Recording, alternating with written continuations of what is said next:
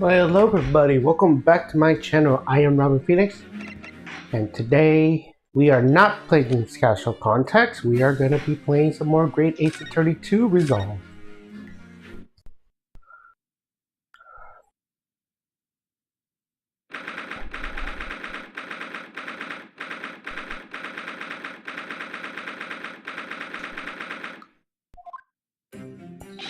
Good morning to you, Mr. Naruto. Good morning, Professor. Ready for today's proceedings? I hope so. I should be. Even I, with nothing left to... Good morning, my dear fellows. Oh, Mr. Sholmes. you're here. Why, naturally, the true gentleman stands shoulder to shoulder with his friends in battle at all times. Thank you. I really appreciate it. I'll see you later then. Now, Professor, we really need you to remain calm in the courtroom today. Yes, do try your hardest not to enter a witness stand uninvited again.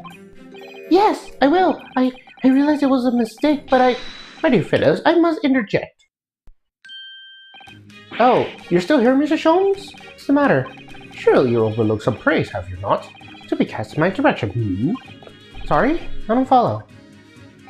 Must I spell it out? I am the great Sherlock Sholmes, the greatest detective of worldwide acclamation. I rose at some ungodly hour to be here. Now, first thing in the morning, a miracle, you must agree. Well, if I must agree then... As you know, my sleep is quite impenetrable. Iris had to employ her full gamut of tactics. She pulled the covers off, shook me, pumped my cheeks, punched me, and kicked me from the bed. Then she poured a boiling hot cup of her latest inspirable blood in my face, and at last I was bestirred. Oh my, Iris has been busy. Iris doesn't happen to go that far. She's too nice.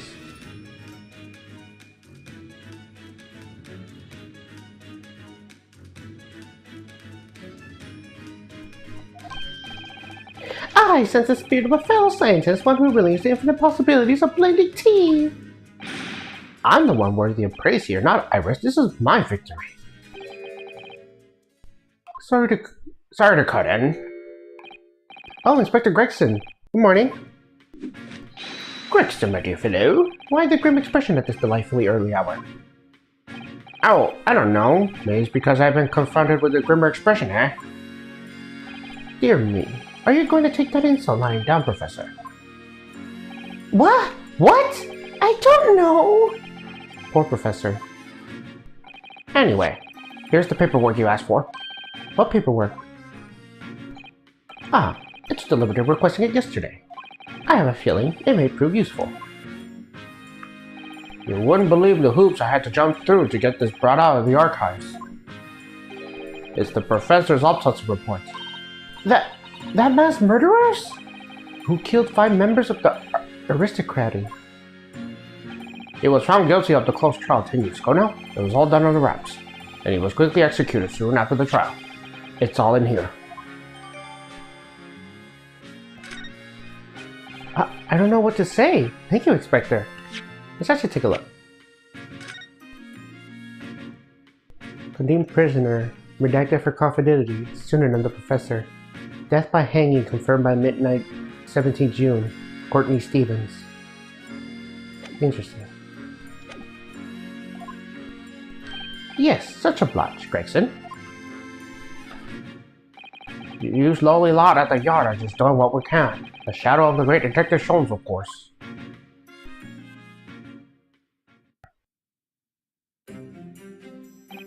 Well then, Professor Hairbrain, this is it. Today we're going to lay all this to rest at last. I wish you the best of luck, Professor. I suppose he'll be in there today, will he? Whoever. Yes, we expect the prosecution to summon him as a witness.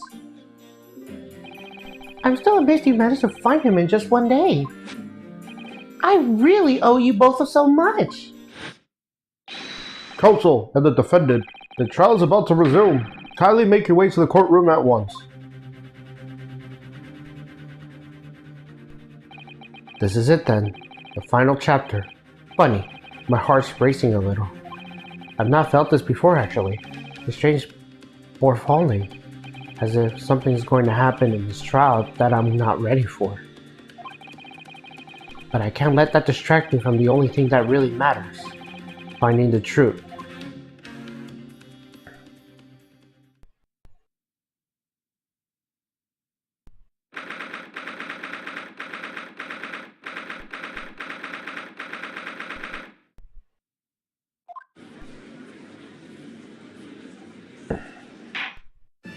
In the name of Her Majesty the Queen, I hereby declare this court to be in session again.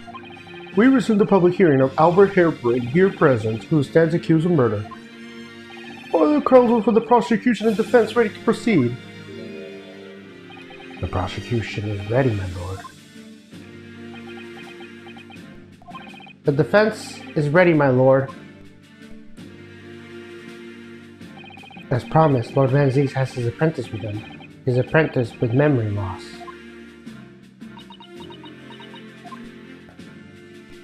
If I may, Lord Van Zieks. Yes, my lord. There appears to be someone standing at your side. Ah, yes, my apprentice and assistant. The prosecution believes today's proceedings will see the complexity of this case rise considerably. That's cool. I therefore instructed my assistant to attend to ensure the smooth running of the trial. And the smooth running of liquid refreshments, by the looks of it. The way he holds himself, the way he moves. It couldn't be anyone else. But he's still suffering from amnesia, so there's really nothing we could do at the moment. I know, but... oh, this is very hard. It would appear that the prosecution has done a fine job of responding to the demands of the court made yesterday. I understand you have successfully secured the engineer who disappeared from the scene of the day in question. Yes, my lord. I intend to call him as a witness shortly. Very good, very good. Now then, ladies and gentlemen of the jury, who has been chosen to Brandon represent the will of the people in this courtroom today? Are you ready and willing to proceed? Of course, my lord. I'm sure we all understand the importance of doing our civic duty. I do so despise deception and deceit. I find it very wearing. To take the man's life with a conjuring trick, it is against the magician's code not to mention the law. Any fake scientist will reveal the wrath of God, if you ask me. We have to listen to what you said on both sides of the fence. And, that's only one. That's it, isn't it? Wasn't like this in my day. Wasn't like this at all. If all parties are ready to proceed, you may begin, Lord Van Zieks. Before I do, my lord, there is a report I must read to the court. Yesterday, at the Great Exhibition Grounds, the evidence of primary importance in this case, the super high voltage instantaneous kinesis machine that was installed at the experimentation stage, was deliberately destroyed in an explosion effected by an unknown person or persons. It was what? An explosion! This is an outrage!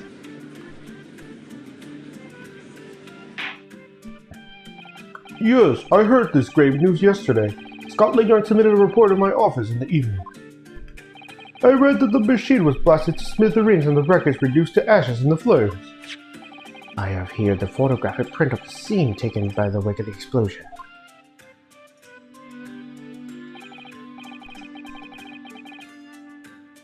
It shows what little remains of the machine. Yes, a terrible business. He did it to destroy the evidence, did he? That Echnot Weber. The court will take this print as evidence, counsel.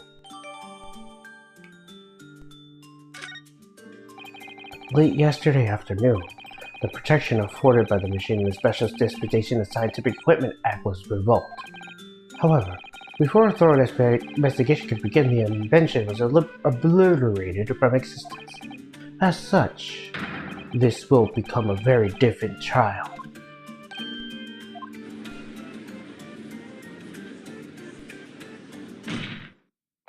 As it stands now, with no evidence to which to draw meaningful conclusions, the authenticity of the kinesis machine will remain forever in obscurity. Indeed. A most unfortunate state of affairs. However, one thing remains clear. The victim's death was a result of the actions of the accused. Of that we can be certain. For it was the accused himself who was operating the machine who has ultimately caused his loss of control. As Lord Van Zieks rightfully says, this is a very different trial now. The accused accepts responsibility for his part of the events that transpired. He acknowledges that Mr. Admin died as a result of the accident caused by the machine's malfunction. However, unbeknownst to the professor, he was being deliberately deceived by the pair of very clever fraudulers. Names, counsel, if you please. The engineer, Mr. Echnot Weber, and the victim himself, Mr. Odie Admin. So what exactly were these two men up to behind the defendant's back? The defense intends to expose that information, thus establishing the incredible innocence of the defendant.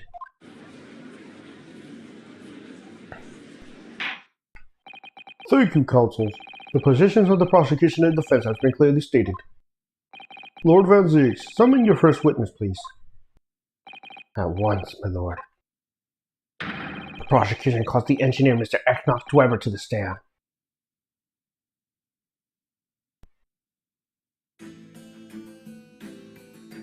State your name and occupation for the court. Name, Ecnoch Dweber. Occupation. Hard to pin down, I would say. See that black molecule? Yes, but I feel as though I've seen it somewhere before. Oh, you too? Not exactly the same feeling myself. Your file indicates that you are currently being investigated in connection with another case. The theft of a waxwork model, is it? The most extraordinary sounding business. But that has no bearing on this trial, sir. You cleanse it from your mind.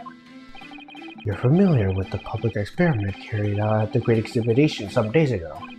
The accused super high voltage tenacious kinesis demonstration. Yes, you could say that. I am aware of it. There was a terrible accident, wasn't there? It was you, Mr. Dweller, who constructed the vast machine used in the experiment. Or so investigations indicate. Do you confirm your involvement? Yes, I constructed it in precise accordance with the blueprints, but that's all. Then the court will very be interested to hear your thoughts about the machine, I'm sure.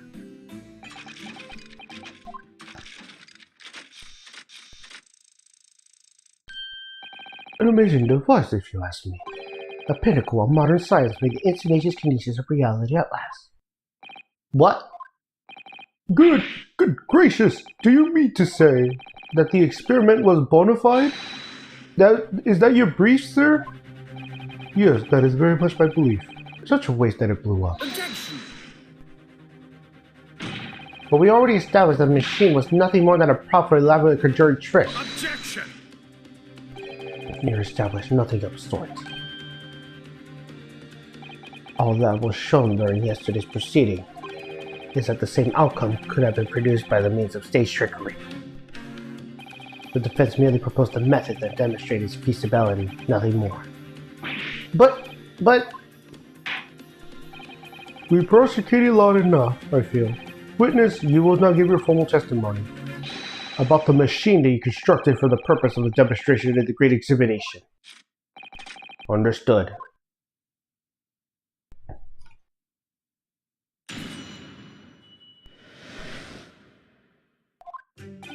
I met a young professor approximately 1 year ago, with Mr. Adam's introduction. He provided me with the blueprints and I constructed the machine with precise specifications. It was no trick. If the whole show was a fraud, it would have required a body double. Tell me, did the victim have a twin? All the spectators saw the birdcage appear above their heads and then crash their first into the crystal tower. A terrible accident, I grant you. Perhaps the science of which the machine was built was flawed somehow. A body double? That goes without saying, surely. To give an impression that something had moved when this reality hasn't. It's a basic conjuring principle. The deception cannot be achieved without substituting the original with the fake at some point in the performance. But would it be right in saying you haven't managed to establish anything along those lines? Ugh. Incidentally, the prosecution already confirmed that Mr. Edmund had no twin siblings. It's my understanding that the witness is well versed in conjuring artificiousness.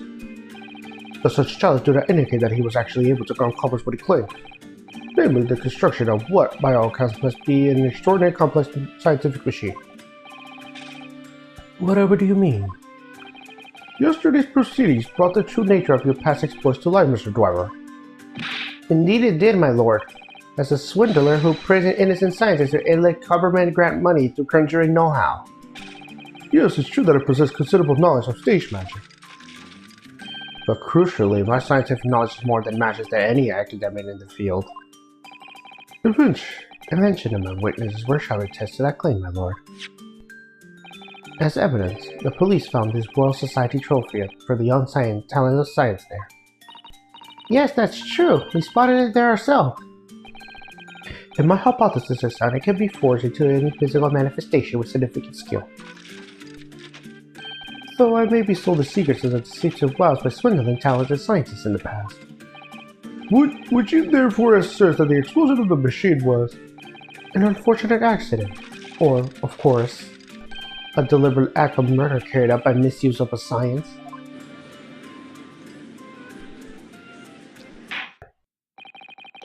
Counsel for the defense, your cross-examination, please. Yes, my lord.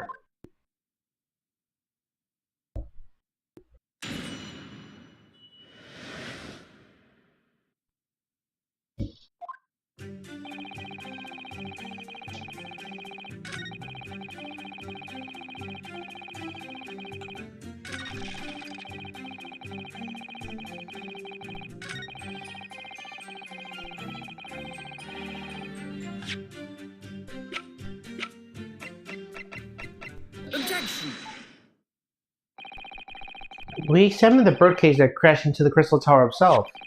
As you can see, the cage, which is a wooden construction, has sustained damage from one particular spot. Following the explosion, it fell some 30 feet into the glass of the Crystal Tower. That level of damage is to be expected, surely. I agree. The damage itself is entirely understandable. What doesn't make sense is the location of that damage. All that breakage of the wood are at the base of the birdcage, not the top. What are you saying? That's the opposite of where they should be. That's right, my lord. The birdcage that was on the scene is damaged at its base. We have reports of a birdcage falling along the Crystal Tower, yet the damage is at the bottom. The only way to reconcile these two facts is to accept that there are two bird cages at play that day, which were at some point switched. Switched during what wasn't a scientific experiment at all, but an elaborate piece of stage trickery. Grah!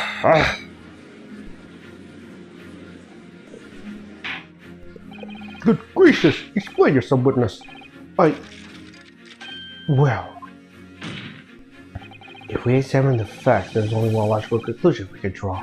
The damage of the base of the birdcage clearly indicate that it crashed tail first into the tower. Objection! But multiple witnesses' reports claim they fell head first. The birdcage materialized in the sky next to the balloon flying over the stage following the spontaneous explosion, at an altitude of some 60 feet above ground level, which is approximately 18 meters. It then proceeded to fall some 30 feet into the Crystal Tower, ensuring defecation. Witness reports amid such chaos are not notoriously unreliable. Objection! But the victim's neck was broken. Objection! He plummeted 30 feet inside a heavy wooden cage. However, he fell, it would be unsurprising to find one or two of the vertebrae crushed.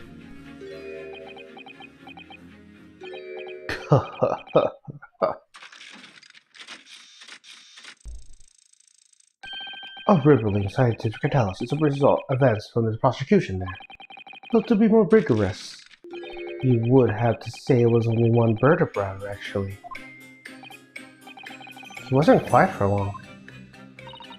I find it hard to see what's motivating Lord Van Zieks. This witness is clearly a swindler and wants to deceive a personal friend of his. If you're going to establish this deception, do it right. Sorry?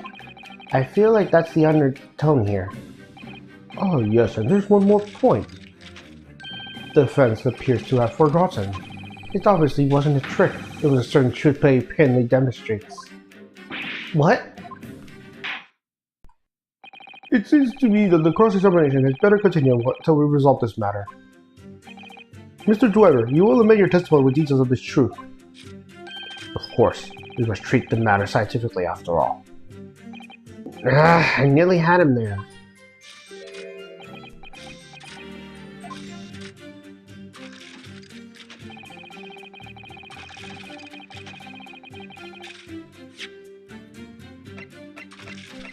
Objection! This is a diagram of the experimenting stage of the surroundings.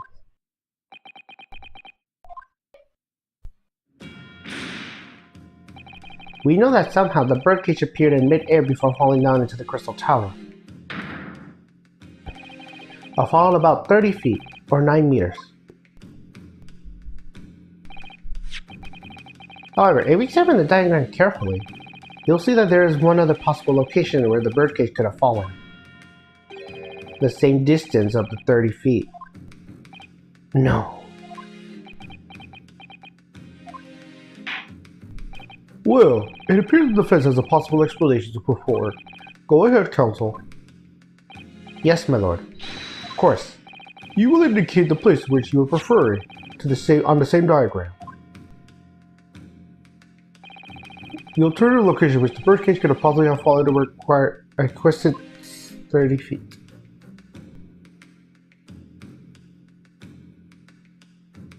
Take that! If it may have fallen from here, the birdcage would have plummeted the same 30 feet distance. Objection! If that's my learned friend's claim, I suggest he demonstrates for the court, personally. Oh, I was wrong. Okay.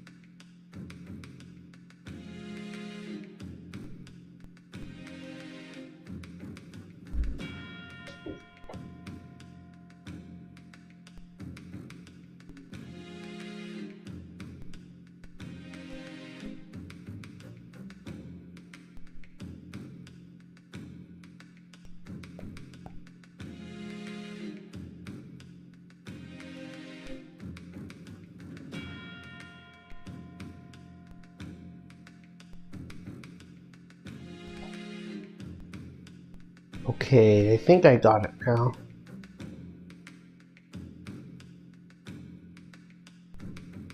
Take that! The place I'm referring to is here. But that's where the birdcage would have been to begin with. Which is exactly the point, my lord.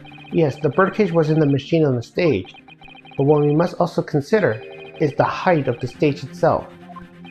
Go on, counsel. It turns out the experimental stage was built at a considerable height above ground level. If you look at the diagram, in fact, you'll see it's about the same height above the ground as the balloon was above the crash site.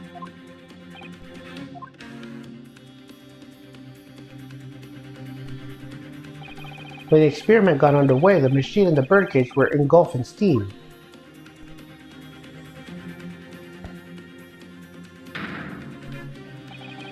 At that moment, the floor of the stage gave way and we assumed there would be a void underneath. This birdcage, if one seen on the audience, would have been falling almost exactly the same distance.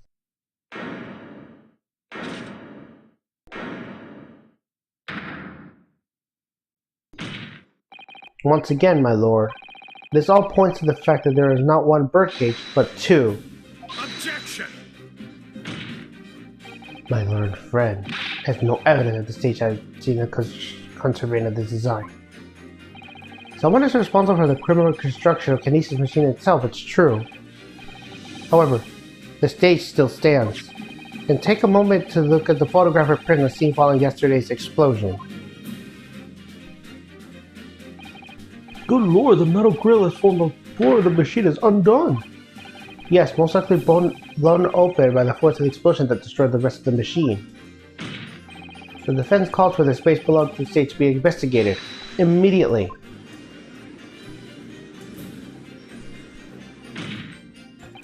Mr. Dwemer, it was you who built the Kinesis machine, which means that it was you who built the two bird cages that was used to carry out this deception. Whatever Professor Harebrain's hypothesis is sound or not makes no difference, because it's the construction of this machine that matters, the machine designed to take Mr. Adam's life, and lay the blame firmly on the professor's door, something that could only have been carried out by you, Mr. Echnot Dwemer.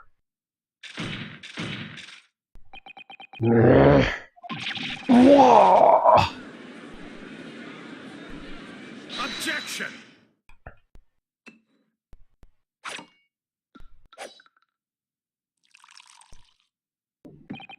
If my learned friend has reached his end of his wild assertions, the prosecution would like to crush the defense's argument slowly but surely. What? Your argument fails to hold water on 2 counts. 2? Firstly, before and after the experiment, this witness went nowhere near the Canisius machine. Every relevant member of staff of the examination attests to that. And I believe members of Scotland Yard have also been watched during the public experiment. In other words, Mr. Dwemer had no opportunities with the alleged Paris birch cage. Objection! But I already explained why he wouldn't have needed to. The nonsense with this crossbow. It doesn't bolster your case at all. The man who disappeared from the stage and the man who crashed into the tower are one and the same. The forensic investigation team reports this unquestionably at this point. And the second flaw of your assertion is the distant lack of motive. Why would this man have wanted to take the victim's life? He had no reason to do so. A motive? Do I have to think of everything myself? I have here the contract provided by the witness. What contract is this, my lord, Lorenzies? The contract of which Mr. Dwemer and to the victim, Mr. Edmund, it reads, Mr. Dwemer is to receive 30% of all remunerations from government grants of other income. 30%? Certainly very favorable constructional conditions. But there was one very important provision bolted in that clause. What provision? Mr. Dwemer may only uphold this right on condition that both contracting parties are alive. In other words, if either of us were to die, the contract will become null and void. So you see, I have nothing to gain from Mr. Edmund's death. The epidemic opposite, in fact. Need I say more? The witness had neither opportunity nor reason to commit the alleged crime. In short, the possibility of Mr. Dwemer having done as you suggested is nil. Wah!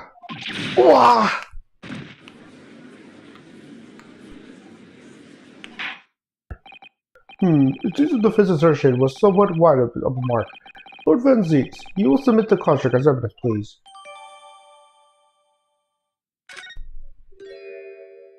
It's true. Dwemer had no opportunity to switch the birdcage onto the stage with the one in the Crystal Tower. He couldn't have done it. In any case, I have no idea what his motive might have been. There's one aspect of your argument that still holds true, however. There were 2 bird cages. The prosecution is unable to deny them. I'm sure you're on the right lines, Mr. Naruhodo, and I've no doubt there is other aspects of your assertion that are undeniable truths too. Well, it would seem that the defense has no reconjure to offer.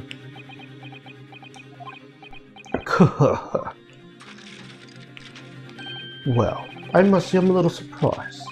I came here to testify about the machine gun, and instead my reputation is defiled. But the prosecutor's counter set the record straight, I think. It's impossible that I'm the culprit. Objection!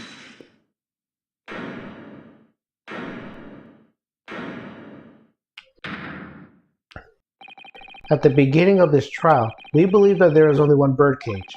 Yet we now know there have been 2. In other words, there was more than a demonstration than we realized at first. I think it's abundantly clear that the same applies to the culprit. Get to the point. The stage demonstration was constructed and set up entirely by you, Mr. Dwemer. Therefore, it's inconceivable that you have no hand in the events that transpire.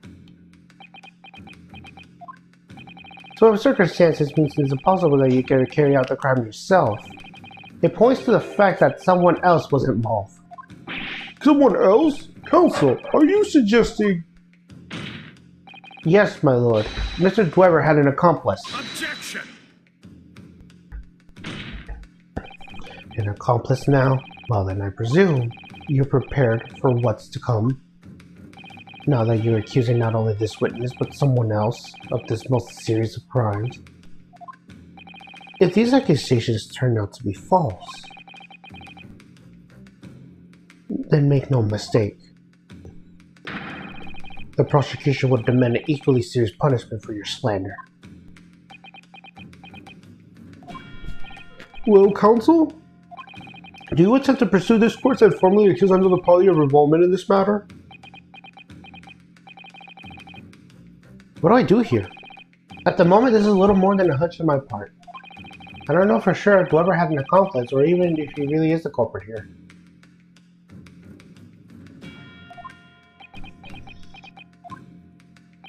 One way or another, though, I have to make my position clear, as a lawyer. So what's my stance going to be? Did Dweber have an accomplice, or not? The defense is ready to name Mr. Dweber's accomplice. Somehow the two bird cages must have been switched. Everything points to that. Yet according to the coroner's report, that's not a possibility. But that inconsistency itself is a clue. Counsel. My lord? You have received a stark warning already. If you are nevertheless determined, then I must now ask you to identify this alleged accomplice by name. So, your answer please. Who do you claim to have been Mr. Dweber's accomplice?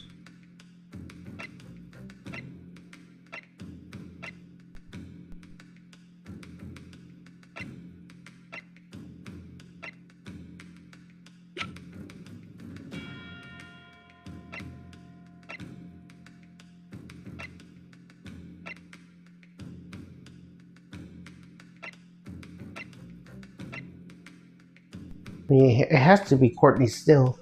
Take that! The name of the person in question is...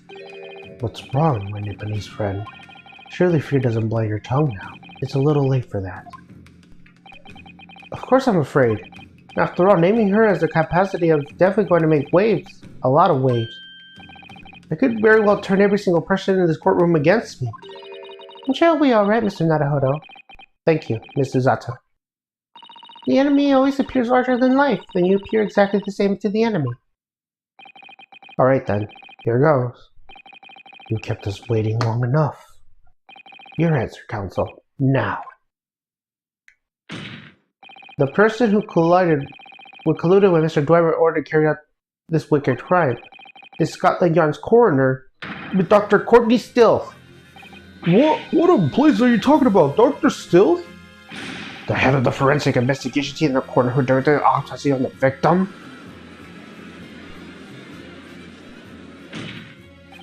We know there are two bird cages, so who could have carried out the switch to complete the illusion? The accident happened in front of a large cloud of spectators and the area was immediately sealed off. Then everyone, police officers included, were banished to make way for the forensic investigation team. When else could the switch have occurred? It can only happen in that team's presence. It's essential that the court determines exactly what happened following the incident. The defense demands that Dr. Self be summoned as a witness stand at once to testify.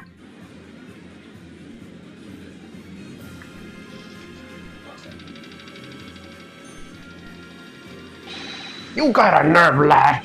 Standing up there, dragging the yardstick through the mud. I didn't mean to. I know the woman very well. There's no better dead room worker out there. How dare you call her a criminal? My learned friend's imagination appears to have wilder than the East End at night. But the recklessness of your accusation aside, there's another great problem with your argument. One which the prosecution demands you will address at once. A great problem? Oh my word! Who do you claim has acted as the victim's doppelganger? What? Certainly if the bird cage containing the body of the victim was exchanged for another, that cage must also have contained a body. And yet, no missing persons or accidental deaths of anyone can remotely resembling the victim have been reported. Which means there is no one, dead or alive, who could have been fulfilled the role of the body double for Mr. Adamant. Ugh, that's true. My argument is that there are two bird cages, then there must have been one other person inside each. I don't know if I got the answer to this yet, have I? What can I do to reveal this body double that was achieved? Actually, we do have evidence. Very well. The defense was addressed to learned friends' concerns. by presenting evidence that reveals the true nature of Mr. Adam's body double. Good gracious, evidence? I do hope this isn't from blistering, Council. The court is expecting a name. If you think you have relevant evidence, present it now. The body double and the birdcage were hiding inside the balloon that was floating above the stage, which means that any witnesses would have seen them, but from 60 feet away. So what was it that appeared the explosion some 18 meters from above the spectators? Aha! The body double inside the second birdcage was... Take that! We know that the victim, Mr. Admin, was in the birdcage that was situated inside the kinesis machine on stage, and therefore he couldn't have been inside the second birdcage. Instead, that contained something else. One would describe as a body double, which is what fell from the sky and crashed into the crystal tower. Yes, Council. Accordingly, by somewhat elaborate versions of events. And that body double inside the second birdcage was in fact... It's alright, Mr. Naruhodo. You're ready for this. Just steel yourself and come out with it. Thank you, Mr. Zato. I needed that. As I was saying, the body double inside the second birdcage was... And unbelievable as it seemed, that thing there.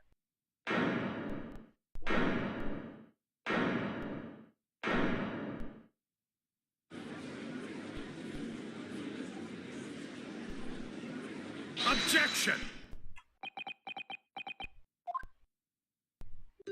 Open your eyes and look into mine, my Nipponese friend. Now tell me, what are you playing at? Stand firm now, Ryunosuke. This is time to show your Japanese spirit. As the court will observe, this is a waxwork model. A model, in fact, of the infamous London murderer from 10 years ago, the Professor. Objection!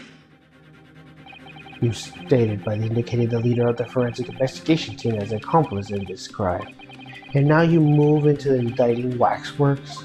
Yes, that's about the size of it. But why? And why this waxwork? It looks nothing like the victim.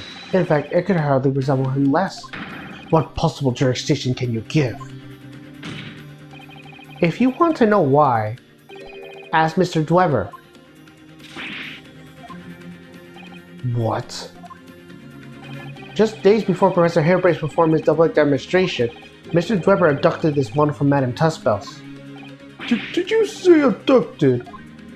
And 2 days after the incident of the Great Exhibition, he returned it to the museum. Then the timing. Is this true, Mr. Dweber? At first, I couldn't see why Mr. Dweber could have stolen the waxwork and then given it back again. But now the reason is clear. He took it so he could put it inside the second birdcage as a body double for Mr. Admin. Objection!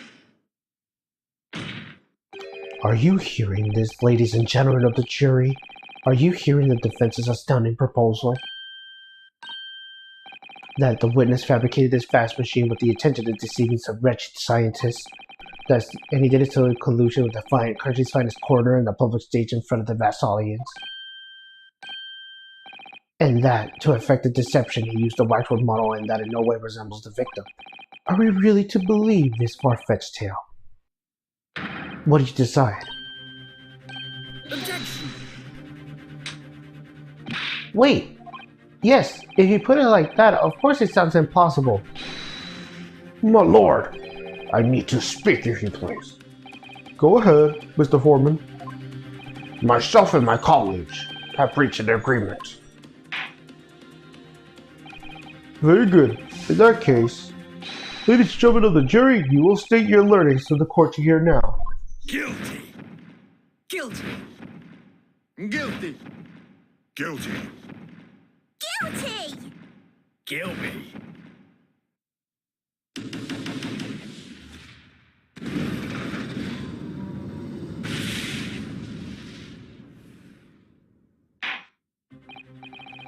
So, by indicated by the foreman, the jury has reached its constituents. I knew it wasn't going to happen. We shall get through this, Mr. Naruhodo, as we always do. And uncovers a new truth along the way, I'm quite sure. Yes, I agree. I'm going to have to appeal to the jurors as usual to see if we can pursue them to change their minds. The defense will now embark on the summarization examination. Are you and your fellows ready to proceed, Mr. Foreman? We are, my lord.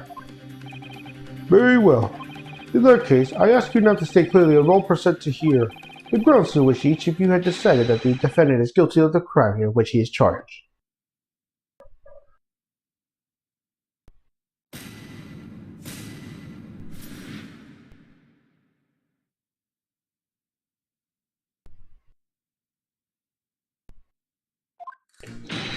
I've known that woman for years. She had never been accomplice to anything.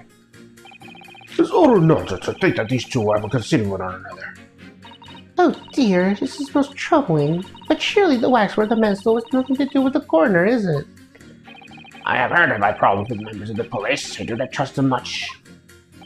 I've seen no rigorous proof that this waxwork is ever inside the birdcage. It's conjecture. Accusing someone without right evidence? It's not the proper job, is it? I won't have it. Somewhat unsurprisingly, this is the introduction of this waxwork model to the proceedings has polarized opinion. Given that its face is obscure and its build in no way resembles that of the victim. It can only pause my learned friend's tendency to suggesting that it was Mr. Adam's body doll. Yes, the applause is deafening, and yes, I know it seems extraordinary.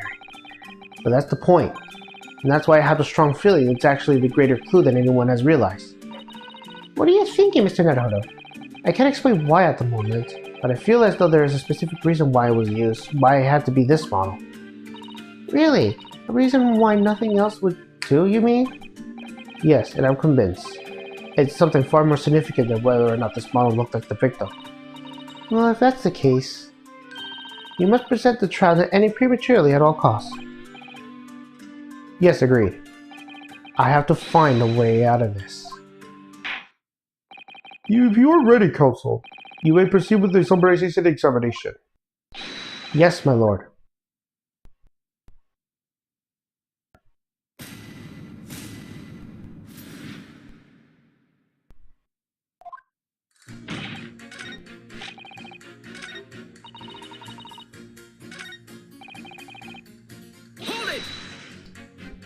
What sort of problems? Let me just say I've run into each other on numerous occasions while I've been performing on the street. Right, I see. Obviously, artists such as myself cannot appear on stage when we work in close proximity in our audiences. We perform our greatest magic in parks and street corners and the like. But the police use any excuse to make our lives too My day? Excuse me. Do you have something to say in response to that, Mr. Ottermole? Who are you calling a mass murderer? Sorry, my mistake. I got confused because I heard you look like him. I don't want anything like the man. Do you want to be locked up, Sonny? Thanks, Mr. Sholmes. Perhaps we can move on. I was really wondering if you have something you wanted to add in response to what juror number 3 said. And clearly you do. Back in my day, back in the good old days, it wasn't like this. What was it like, sir? We worked our fingers to the bone to earn the public's trust, we did. And by Jove, we earned it. And people respected us back then.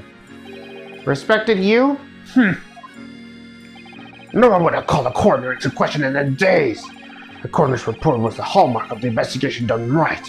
Especially when Dr. Courtney Stevens put her name onto it. She was the best of the best at Apple the 40th. Hold on a minute.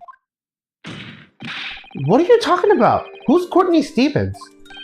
Oh, sorry. Got a bit carried away there.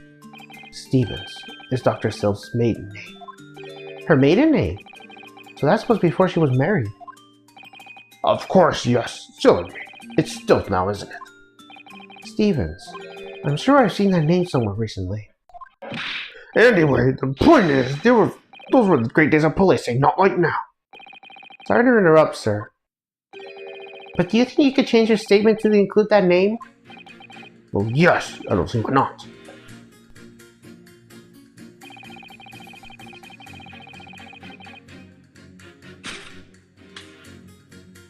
Objection! These two statements clearly contradict each other.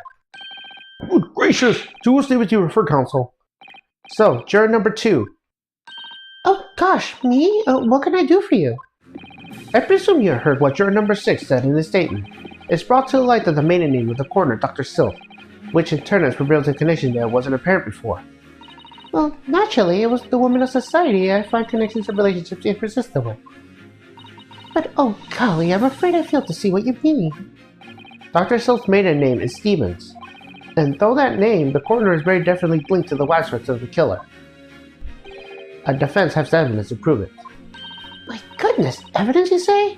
How utterly enthralling. Counsel, the court cannot overlook that last remark. I very much hope there is substance to your claim. Of course, my lord. I would ask the court to look at this. The evidence that clearly links Dr. Sylph to the mass murder known as the Professor. Take that! I have here a certain autopsy report from 10 years ago. A 10-year-old autopsy report? What relevance does that have? It is, of course, from the autopsy of the present portrayal of the waxwork, the killer known as the Professor. The Professors?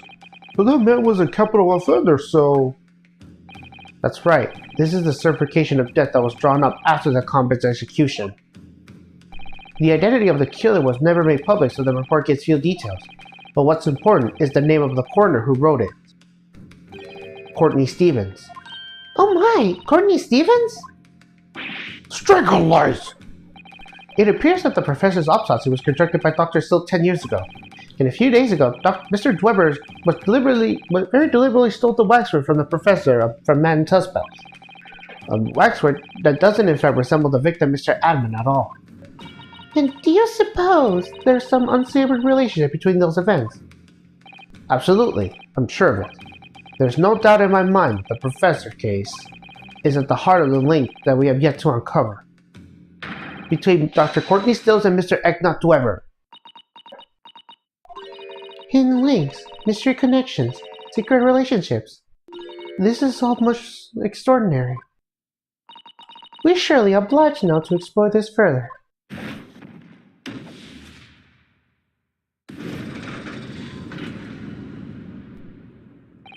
Quite right.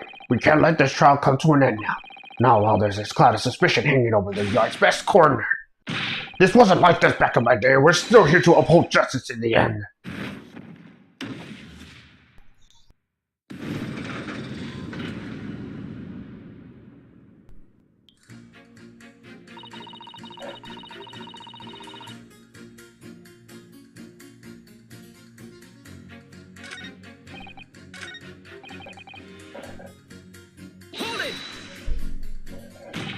But you claim the whole Tenacious Kinesis demonstration was a trick. That I did, but there's more than one way to pull a rabbit out of the hat, is there? Sorry? I grant you, given that this cage appeared in this bit of exposure, there has been only to use a real person. If the waxwork has been used, the culprit could at least have paid the decency to make it look like the victim. I'm not sure exactly how much criminals are governed by decency. The point is, if you're going to make a claim about this waxwork being inside the birdcage, you need to give us some evidence. Without that, it's just not science. I suppose we should expect nothing less from a logical argument from a fellow of the Royal Society. But that perhaps means his mind could be changed if we manage to present suitable evidence. Evidence that the professor's waxwork was inside that birdcage? Can I produce that or not? I do have evidence. Actually, I have something I'd like you to see, sir. Oh? I must warn you that I firmly believe it's only wise to trust men with white coats. So given your jet black outfit, I don't mind admitting to the sense of justice in here. So you don't trust anyone in black? Looking at a mirror must be really trying. I do have some evidence that proves that waxwork was inside the birdcage, namely, this. Take that! What's that? A piece of glass, though it's unusually thick for glass. Yes, it's a piece of broken glass that was found inside the jacket of the waxwork. As you say, it's no ordinary glass though. It's very thick and clearly made of extra strength. Much like the special glass that was allowed for the construction of the Crystal Tower. The Crystal Tower? Holy smoke! Exactly. The centerpiece of the Great Exhibition where the very incident we're talking about took place. On the day in question, the birdcage fell from above and smashed through the window of the special glass. From whence did this small piece originate? Is that it? Precisely. So, what do you say? Now that clear evidence is for the assertion that is placed before you. Well, as I said, I only trust men in white coats as a rule. However, when the reasoning is sound, it's fair to say color shouldn't come to it. In light of what you have shown me here, yes, I feel obliged to change my position on the matter. In that case, juror number 4, you will amend your statement now, please.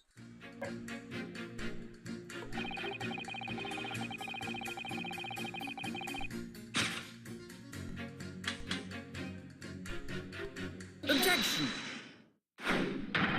These two statements clearly contradict each other. Good gracious! To whose statements do you refer, counsel? If you could put down your corn for a moment, juror number 5. Oh, you mean me? You pointed out that it's wrong to make an accusation without evidence, but the accusation of the Waxwork model was inside the second bird cage on the day in question. It's not without supporting evidence, as the defense demonstrated to the juror stating besides you. Oh, is that right?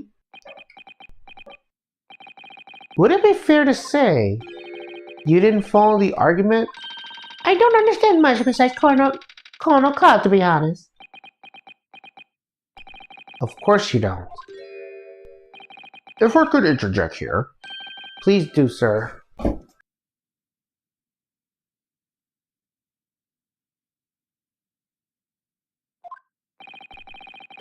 Now that your assertion of yours is a wax has been backed up by some solid evidence, it would be wrong of me as a man of science not to pursue the matter further.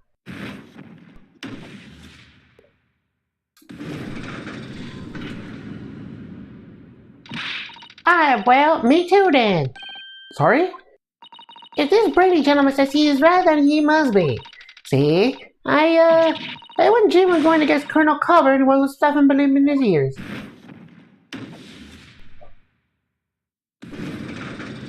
Yes, we did it. Success! If you could call it that. Thank you, counsel. That will do. As a result of the summarization examination, the jury overall learning has changed. 2 jurors now called guilty, against 4 who called not guilty. Accordingly, the court was filled to reach consensus at the time, and the trial must continue. We did it! Oh, well done, Mr. Naruhodo. Another wonderful victory.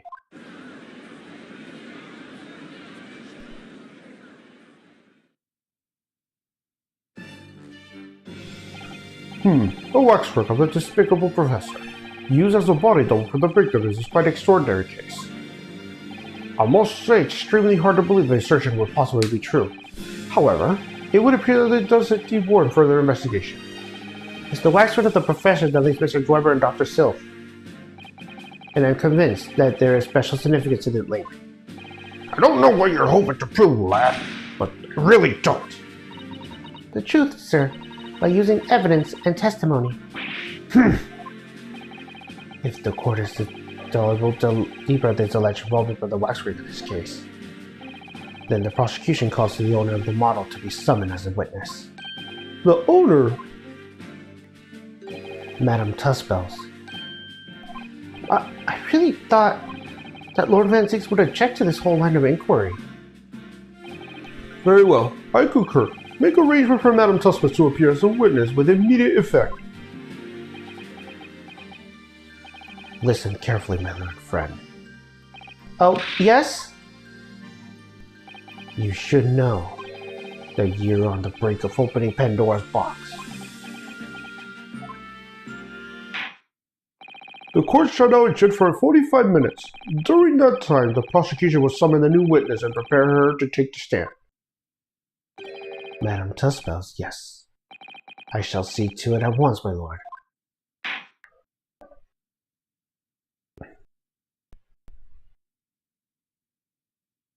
All right.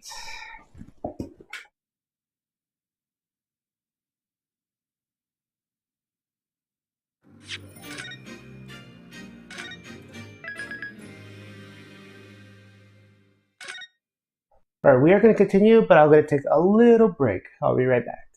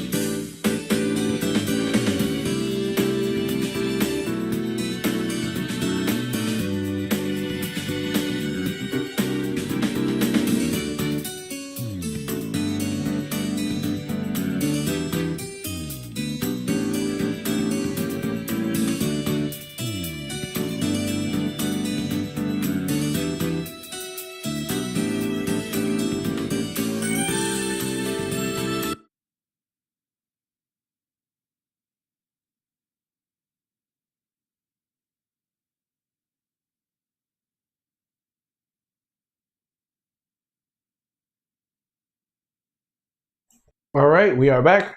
Let's continue.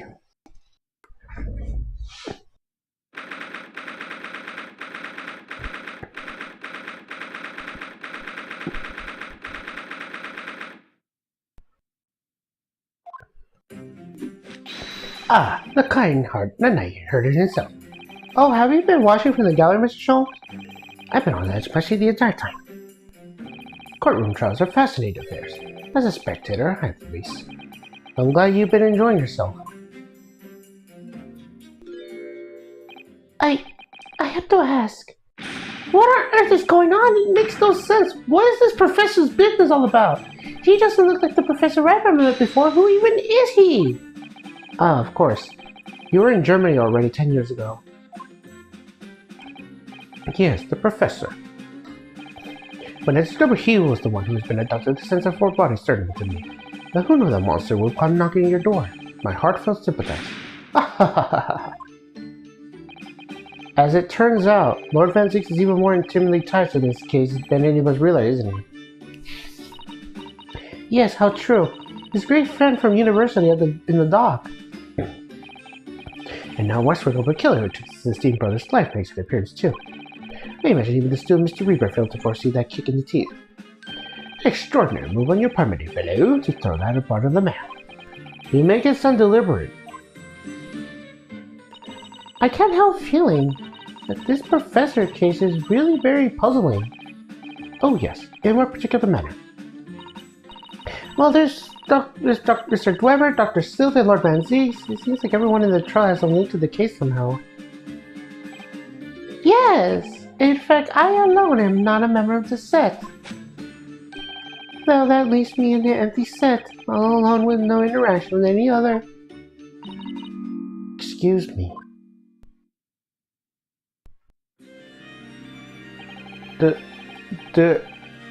Dr. Sylph?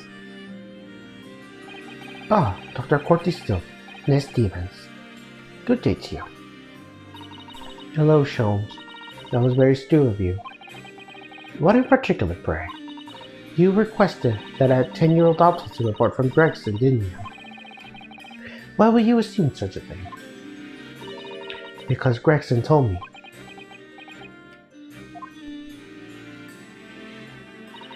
To think it's been 10 years. 10 years in the laboratory, wielding my scalpel. I smell of nothing but corpses and defecate. A policeman and the jury had a lot to say about you as it happens still. And I accuse you of being an accomplice of what happened. I'm hoping that you'll take the stand and tell the truth about what really happened. That certainly won't be possible. Lord Van Zeeks won't be summoning me as a witness. Lord Strongheart has forbidden it. Lord Strongheart? The Pandora's box you were warned about is the Professor case. But please don't make the mistake of thinking you'll get any information about it from me. But attempting to hide from the truth, that's cowardice. I've always fought crime in the way that I see fit. I have no regrets, none at all. And that's all I came here to say. So, good day to you.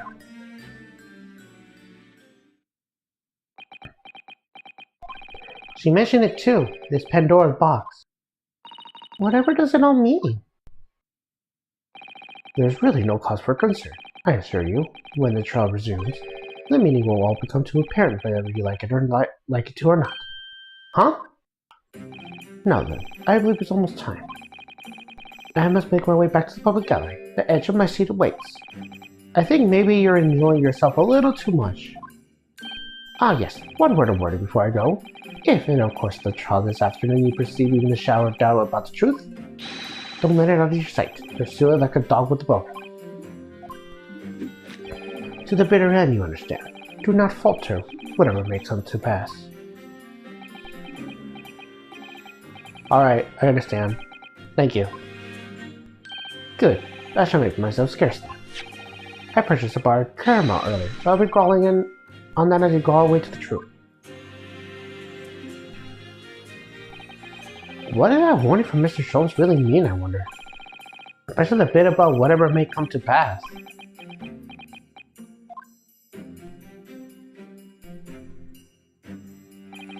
It's time for the final chapter then.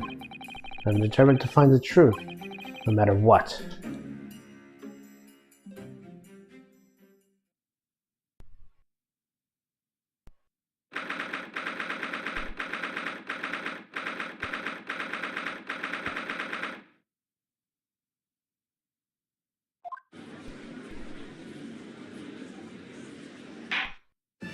To the name of Her Majesty the Queen, I hereby reconvene the proceedings of this court. Counsels for the defense and prosecution, are you ready to able to continue? The prosecution is ready, my lord. Yes, my lord. The defense is also ready. As the court is aware, the case under the scrutiny began with a damaging incident, the Great Examination. Yet we must found ourselves involved in the details of a convicted fellow who was sent to the gallows a decade ago. This trial has certainly defied all expectation. This seems to be the fate of all trials in which this Nipponese is involved, my lord. So then, let us begin our explanation of the defense's assertion that Waxworth is incredibly involved in this matter. Lord Van Zeeks. My lord. Are we still waiting the arrival of Madame Tussbells? Not at all. She is in the antechamber as we speak and ready to be summoned. Very well. Bring in the witness. At once, my lord. Bailiff, show Madame Tussbells to the stand. Things are about to become a lot more intense. Whoever was responsible, I'm sure he is. It means must have an accomplice in Dr. Self. And what connects the pair of them? It's the waxwork. Yes, the motto of the professor. That's the key to the link between the otherwise unrelated individuals. It's a tremendous link, admittedly, but at present, we all have to move on.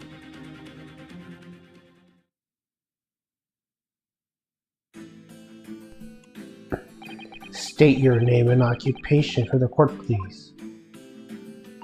My name is Madame Esmeralda Tusbel. I am a waxwork artisan in the properties of the Madame Tusbel's Museum of Waxwork.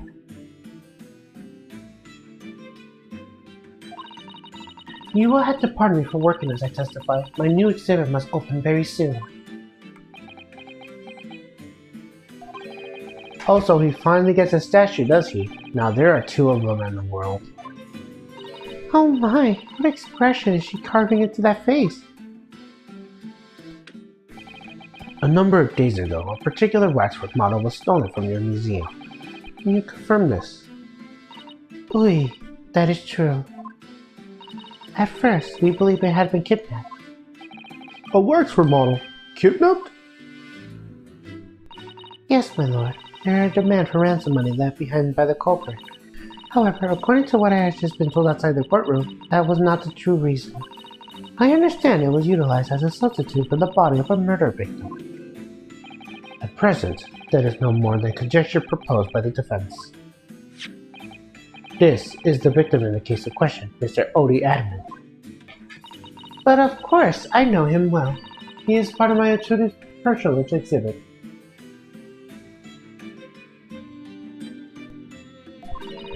I detest to say what is evident, but Mr. Admin does not resemble the professor at all. Yes, but perhaps their faces are very similar. Are you suggesting that we should see now the demasked image of the professor? I have here the key, but that is strictly forbidden to open the lock. This is absurd. Pardon? I don't know what face you're carving into the fancy figure beneath that mask. But clearly, it won't be that of the actual killer. Indeed. The man's identity is never made public up to now.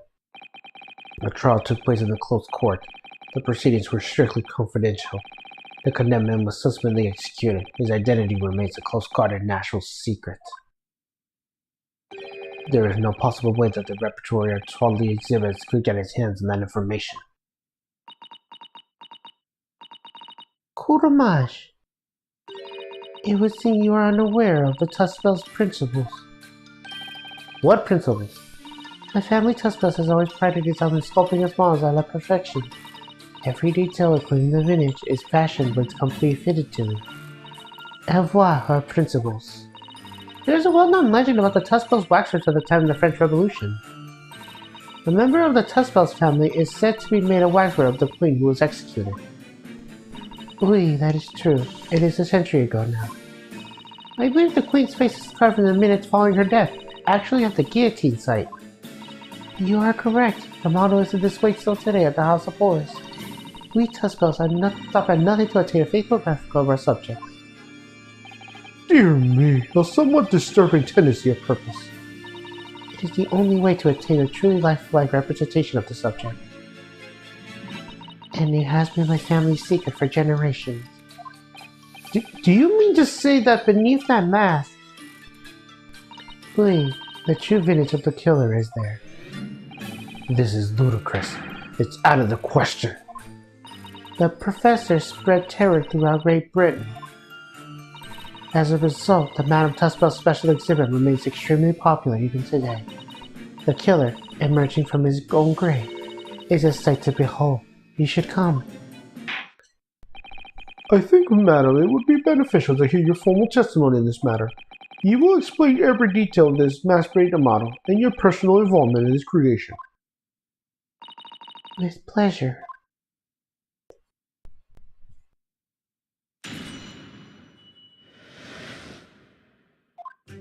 The special exhibit of the House of Horrors is based on the rumor that shook society in London.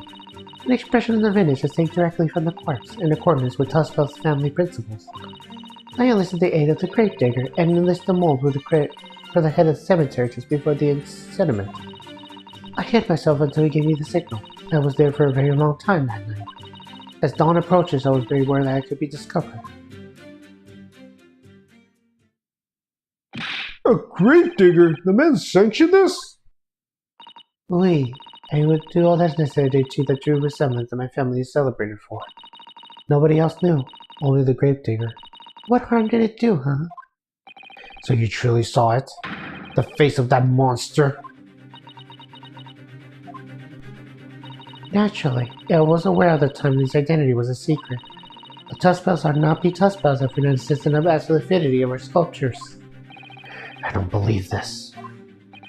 I myself have seen a special exhibit at your museum, madam. A truly blood-curdling scene, in which the murderer is emerging from his own grave.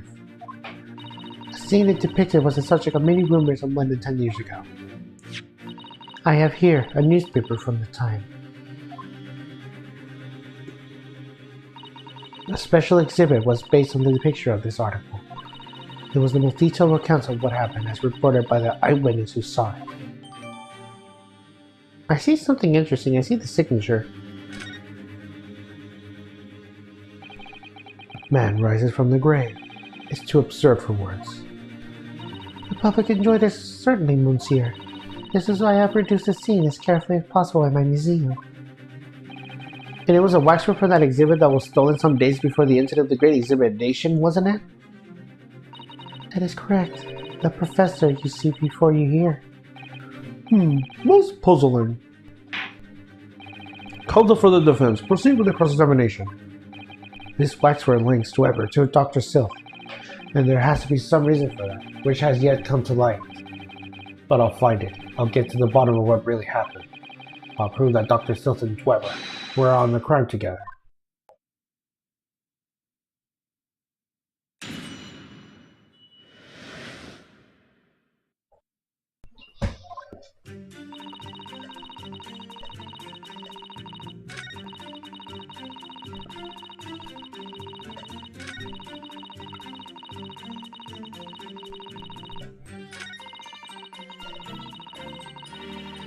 Hold it! You were there longer than you expected to be? I had some difficulties in capturing the subject's form correctly. As I removed the mask, the mouth of the caviter fell open and had some problems with the chin.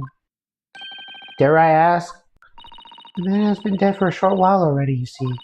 His muscles were relaxing, and consequently his chin would not be aligned as I were correctly. Oh dear, what a horrible thought. Under normal circumstances, I would have assisted with me. However, that night, I was alone, and as a consequence, I missed my preferred window of time. What do you mean? When I take an impression of the vintage of the caviter, I always wait until 3 hours after death. Why 3 hours? Is that an amount of time significant? It is because of rigor mortis. Wiggly mortis? It's the name given to the phenomenon that occurs in recently deceased bodies. As a rule, 3 hours post-death, the muscles of the body begin to stiffen. By approximately 10 hours post-death, the entire body is completely rigid and inflexible. And then from that point on, the muscles slowly start to revert to their relaxed state. The effect is often used to estimate the time of death when the body is discovered. Well, that was an execution of a slightly scary one. As Madame was said, rigorous mortis emerges 3 hours until after death, and it starts in the jaw. I see. So that's why you wait. Before that time, the mouth falls open, and it's very difficult to do my work. Ugh, it's getting hard for me to do my work with all this talk of corpses. I wonder what that information the portress heard from Madame Tuskbells. The information about rigor mortis that you just shared with us. Would you mind including in your formal testimony? I believe it could be significant, you see. Of course, I do not mind at all. I can't help feeling that after this latest topic, the atmosphere of this courtroom has become extremely grave. This is no time for jokes, Miss Usato. Madam, Will you admit your testimony as discussed? Bien, sir.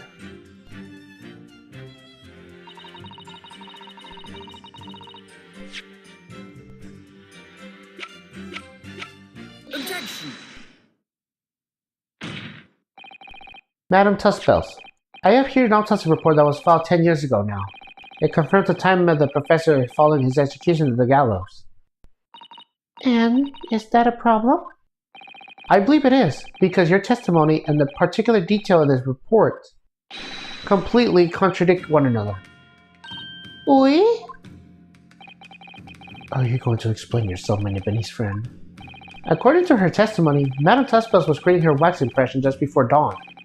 And at the time, rigorous motives have not yet set in. Am I correct so far, madam? You are, yes. As I said, the sniffing of the jaw is the first sign of a rigorous motus, 2 or 3 hours up to death. But the man's chin was limp, so he cannot be dead for a long time. But on the other hand, if you look at Dr. Sil's report, it quite clearly states the following. Death by hanging confirmed at midnight, 17th June. No. If the professor indeed died at midnight that day, then by the time you were sculpting his face, rigorous motus would already have set it in.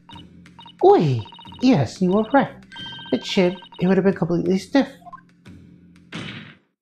In other words, this report is wrong. Objection! No coroner makes mistakes when recording the time of death. The very idea is absurd. In that case, there's only one possible conclusion. The execution didn't actually take place at the stated time. Impossible! Order! Order! Counsel, this is beyond folly. Not only do you insist on the author of the report, Dr. Sil, but you also implicate members of staff at Bartley Prison where the execution took place? By heck! Extraordinary! Not in my turn! Objection! My learned friend appears to have overlooked one very crucial fact. What fact? The professor died that night. Without question. He did. Of course he did. I moved the man's lip jaw in my own hands. There was no... Yes, the professor died that night. But what if he didn't die in the gallows? Didn't die at? Are you insane? What exactly are you suggesting that happened in that case? It's almost impossible to believe, but it will explain the link between Dr. Silth, the professor, and then one other person of interest. I have evidence that will explain exactly what I was suggesting happened that night. Counsel, please present the evidence I want. The evidence that allegedly explains what really happened the night of the professor's execution. Take that! What happened that night is written very plainly in this newspaper article. Executed criminal returns from the dead at night at local cemetery. You're suggesting it was a corpse coming back to the dead now? Well, if this article is to be believed, yes. The professor, assumed dead following his execution, emerged from his grave and was killed again. Objection! Don't be a fool. That's simply a rumor published by the gutted press. Can you be certain of that? Are you serious? The point is that the article says there was a witness to what happened. My word, yes indeed. That is what? The young man who stole it from the cemetery that by chance that night. Objection! Of course there was a witness. The story didn't write itself, but obviously the man made it all up. In any case, it was 10 years ago now. There would surely be no hope of finding him. Objection! On the contrary, my lord, we all know this witness well. What? Are you suggesting, Counsel, that you have identified the person in question? That you know who claims to have seen these utterly incredible events take place? Yes, my lord. In fact, you could say he's right here before our very eyes. You will substantiate your latest claim now, then, Counsel. Who was this alleged witness of staggering to the cemetery 10 years ago? Take that! The man in question is Mr. Eknot Weber. Weber? The previous witness? The special exhibit of the House of Horrors at Madame Tuspel's Museum of Waxwork recreates a decade-old scene in great detail. The condemned criminal emerging from the grave, and besides the tomb, a young man with a lantern stumbling upon the terrifying sight. And that young man is a 10-year-old younger Mr. Eknot Weber.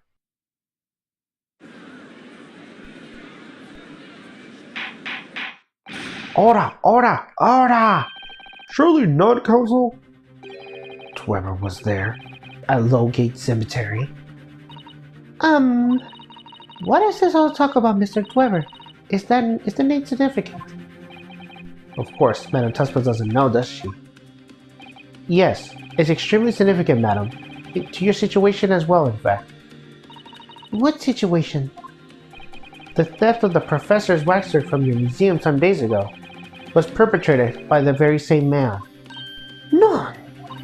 But that would mean... Madame Tuspels, it would appear you know the name Eknath Dwemer. Oui, yes, I know it. But from long ago or from the past. What? Oh my! Good gracious! Explain yourself. Tell us everything you know. Yes, of course.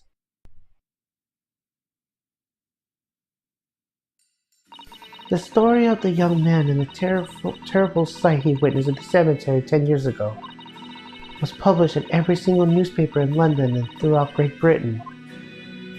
However, in all of the articles, the witness was simply described as a certain young man.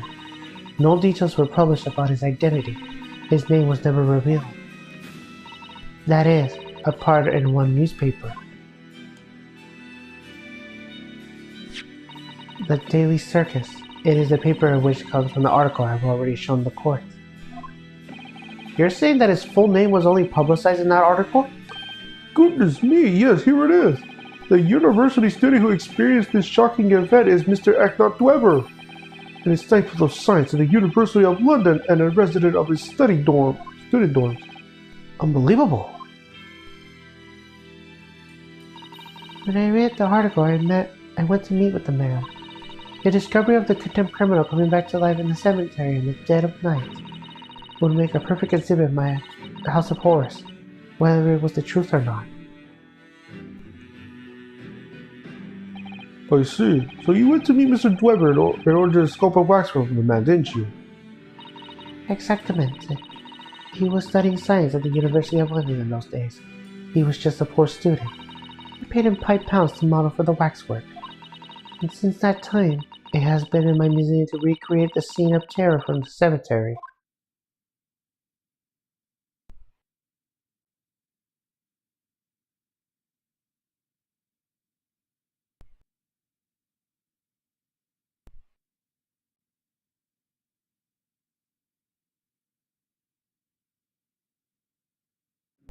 So, 10 years ago, a young man appealed to the public about the extraordinary event he witnessed.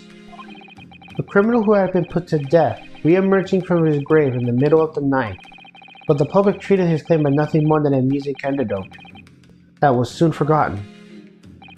10 years later, the same man steals a waxwork model of the executed criminal, obstinately to use a body double of the victim in the case we're discussing here today, even though the waxwork built is a poor match of the victim and his face is obscured by a mask. So the question is, why would the man do such a thing? Which brings us to 3 days ago, when the birdcage crashed into the Crystal Tower. If the birdcage had in fact constructed not the body of Mr. Admin but the same waxwork, the coroner from Scotland Yard who investigated, Dr. Sills, would have noticed immediately. And yet she submitted this autopsy report for the victim, which the court has seen earlier. Why? Because the waxwork was that of the professor. Is that what you're referring? Dr. Sills put her name in the document confirming the death of the condemned criminal who was still alive. A criminal whose apparent resurrection was witnessed by Mr. Dwemer. But that misconduct was a deadly secret the coroner would do anything to protect. Which is precisely why Mr. Dwemer used that particular waxwork as a body double.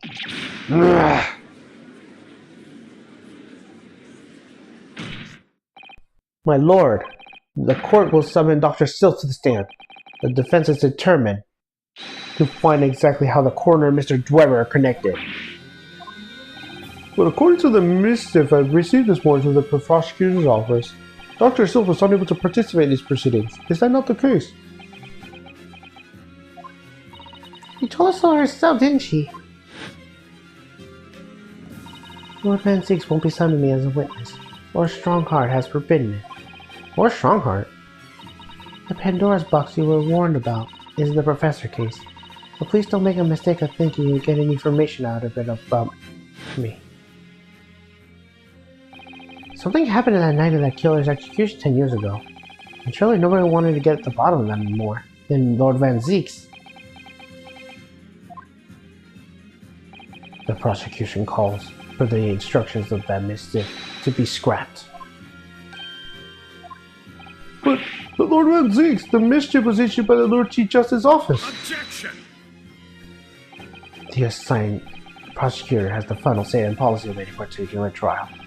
In other words, me. Yes. Let Eknath Weber and Dr. Silth both take the stand together.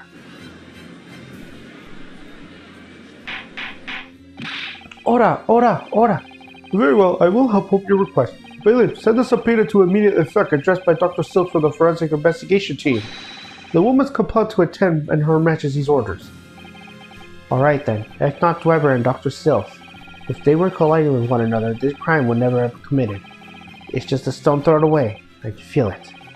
The truth behind all of this is about to come out.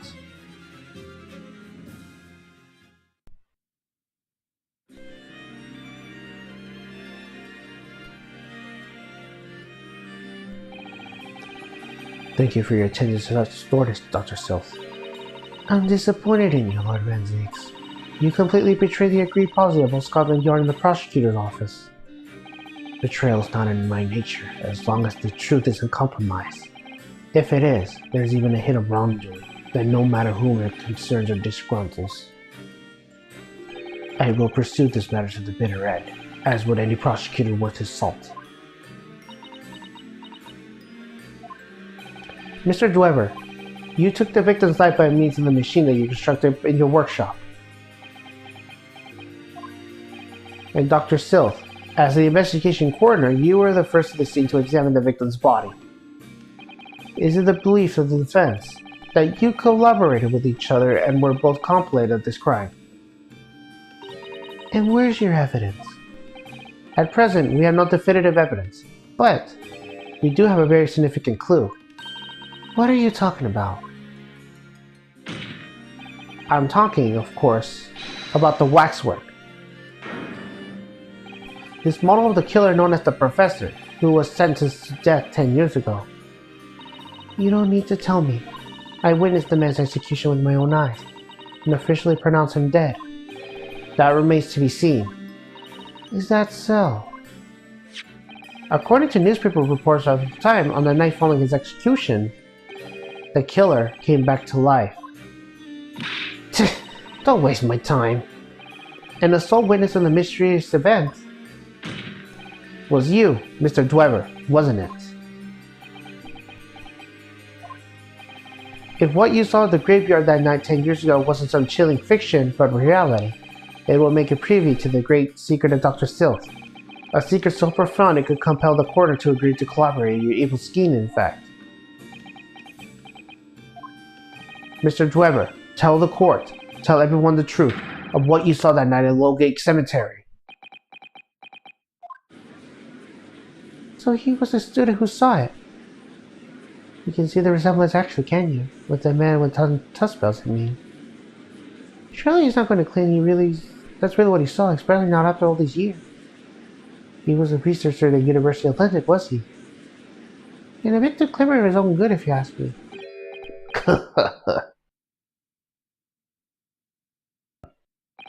What an interesting twist.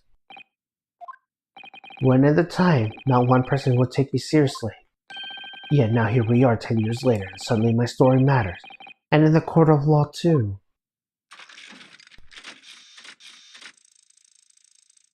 Very well then, if everyone so wishes.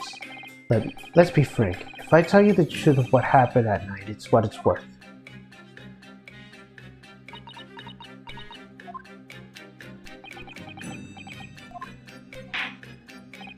So, Mr. Dweber, your testimony, please, about the events of that night 10 years ago. You will tell the court exactly what you stumbled across at Lowgate Cemetery. Yes, of course, as you wish.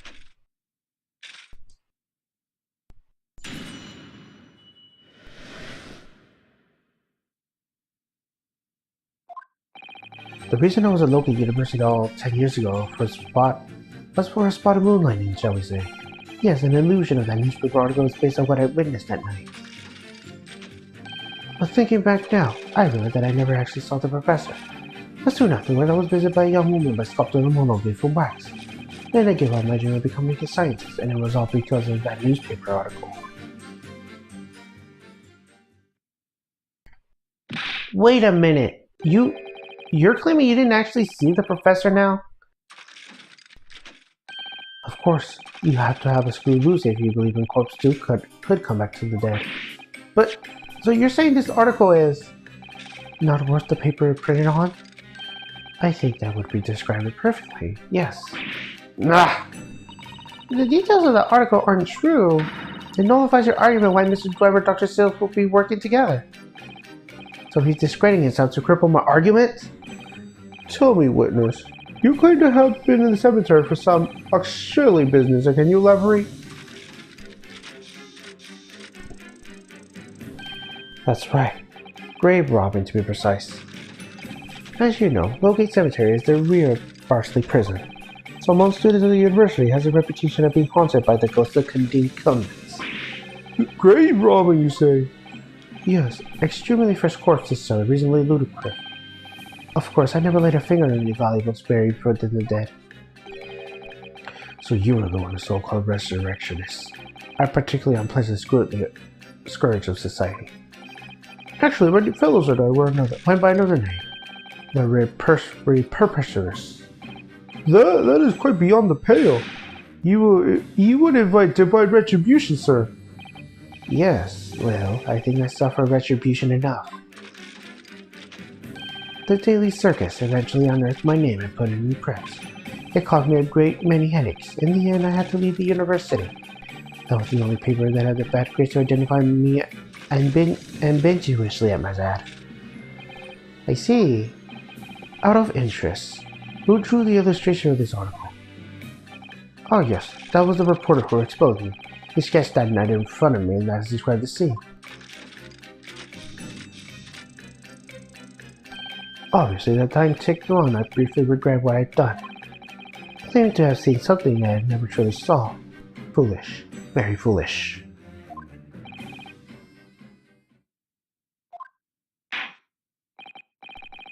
Well, counsel for the defense, you may proceed with your cross-examination now. At once, my lord.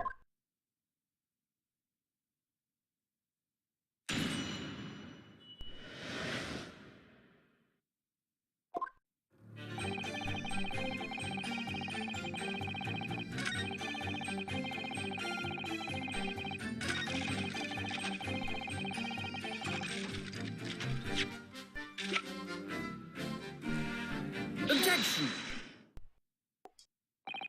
Sorry, Mr. Dwemer, but I don't believe that. Don't believe what? Your latest claim. You did see the professor on that night 10 years ago. Oh dear. We seem to be at odds, but I was there, but you were not. I know what I didn't see. The illustration with this article was drawn based on what you told the journalist that you witnessed. A figure emerging from the tomb, wearing an iron mask. Yes, when the killer was tried 10 years ago, it was described as a close court ruling that the man will wear a mask to hide his identity. It wasn't to be removed even during the execution and subsequent burial. Not even the prisoner warders were to see the man's face. But obviously, the prohibition of this mask was not public knowledge. So, Mr. Dwemer, as you just heard, a low-life student of the University of Lebanon certainly wouldn't have known about the condemned man's mask. So unless you could actually see the professor that night, it's inconceivable the artist would have included a mask in that illustration.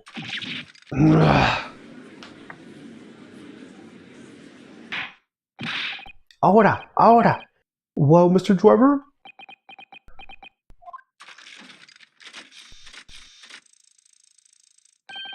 It's a vile scene, isn't it? if you look closely. As I've already been in the pairs that pointed out, I was utterly petrified, which is why I had it in my hand that such a blood curdling sight. But afterwards, I came to my senses and realized that I'd been mistaken. You're still saying you didn't see it? If you're stubbornly sticking to that story, witness, then amend your testimony to explain exactly how you think your eyes deceive you. Of course, only too happy to oblige. I can't believe he's still not going to continue to point.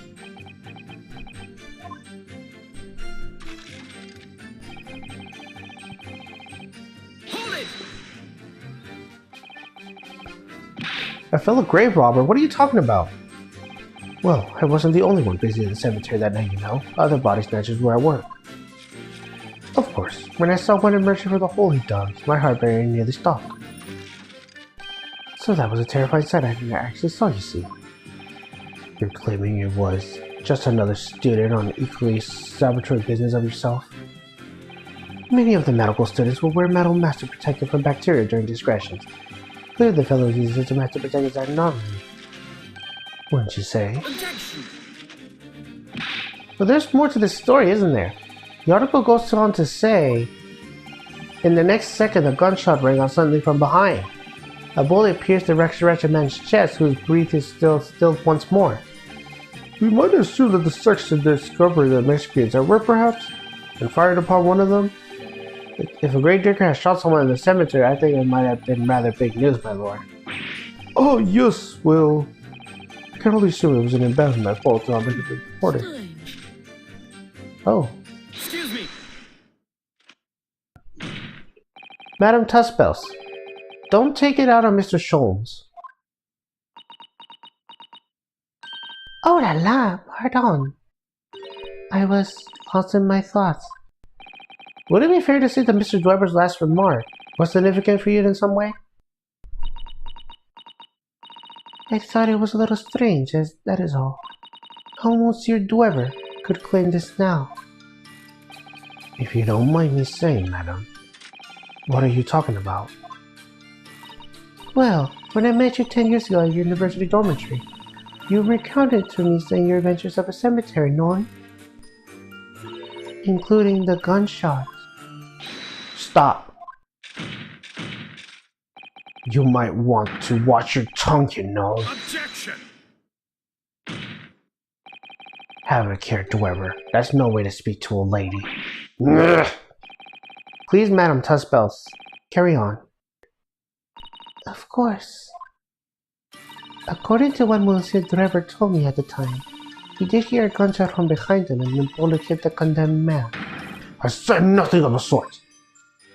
None. You were very explicit about the details. About the mask that the figure was wearing. And the blood that splattered all over you when he was shot. Enough! Shut up, woman! You're making all this up! That will do. Mr. Dweber. Yes? You refute the account just given by Madame Tuspels?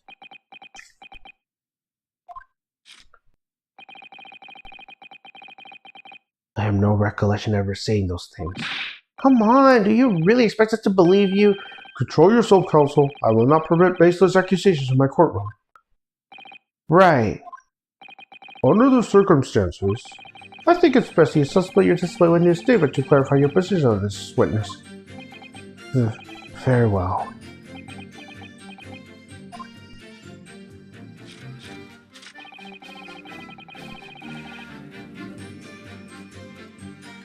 Hold on a sec.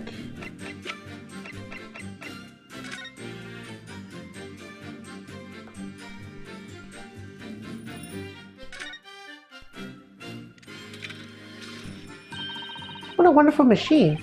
You really love contraptions like this, don't you? Oh yes, anything mechanical I find absolutely irresistible. Almost irresistible, Shirley? Well, whenever I see a pocket watch, for example, I can't help myself. I simply have to take it apart. That's worrying. Yes, Father tells me he's having the rumblings of his stomach now. He's given up having to watch. Poor Professor Miguel Toba. Look, Mr. Naruhodo. What is it? On the bellows just here. There seems to be some very dark red stain. Yes, you're right. Yeah, it looks like blood, actually. Oh my. I'm sure it's not what you're thinking. Hold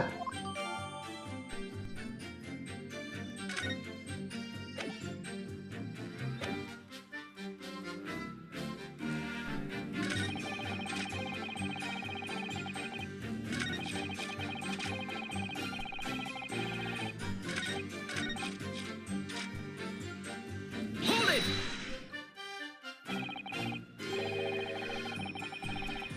Yet, Madame Tuskpass, that's why you told her about those details. Not true. I said nothing of the sort. 10 years have passed. Without material evidence of the contrary, you have no grounds on which to question the witness's word. Nah! Tell me, Madame Tuskpass. Oui? What exactly did Mr. Dwemer say about the blood that apparently splattered on him? Allah, this is what he told me. All of a sudden, he heard a very loud gunshot from behind his back. The bullet hit the figure who was emerging from the tomb in the middle of the chest. In his heart. One dreadful sight after another. And since Monsieur Dwemer was at the time facing towards the condemned man, the blood sprayed from the wound and splattered on his body. That is what he told me. So, not an experience you ever forget, isn't it? Precisely, and I didn't forget it, because, as I've already said, it never happened in the first place. He's clearly lying. If only has some evidence to prove it. You can't let him win, Mr. Naruhodo. You must overlook a single detail, no matter how small.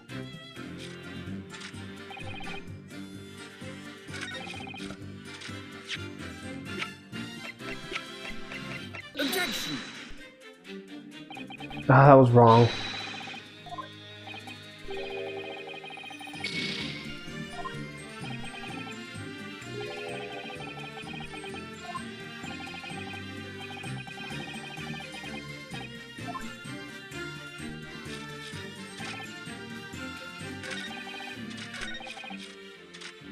Hold it! This article, you mean? Published by the Daily Circus? Yes, somebody informed the dean that it was my name that appeared in the article. And carelessly let slip that night of the net I was digging up graves, hardly a model student, I say. The university's reputation is securely defiled and I was expelled as a result. Mon Dieu, I had no idea. And having been run out of the university, you found employment in a somewhat specialist trade.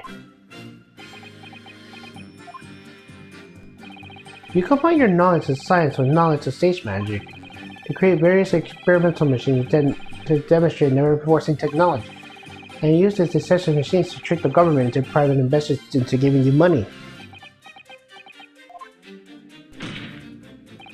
Professor Albert Harebrayne was your latest victim, wasn't he? Whatever you're talking about. I have no recollection of doing anything of the sort.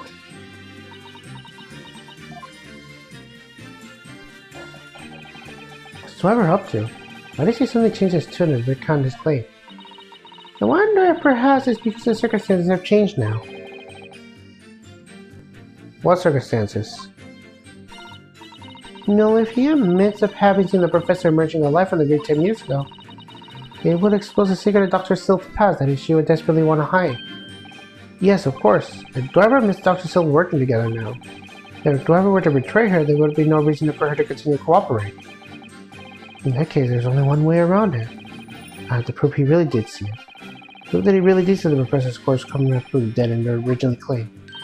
Yes, Mr. Naruhodo, exactly.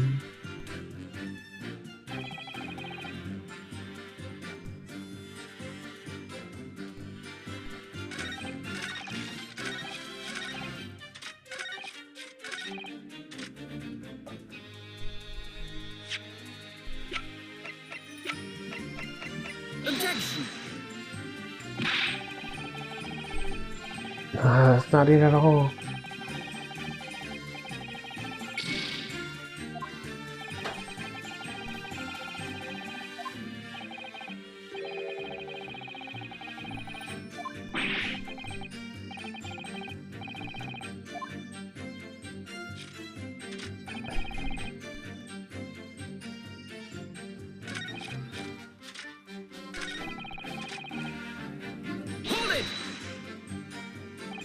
A young woman being mad at Tuskbells, of course. Precisely. I must say I didn't expect to run into her again after all these things here. Later. As I explained, I went by the new published word on the article and found the man. Yes, the article in the Daily Circus, I think you said. I was a poor student with barely any penny on my name at the time. And a young lady put £5 in front of me.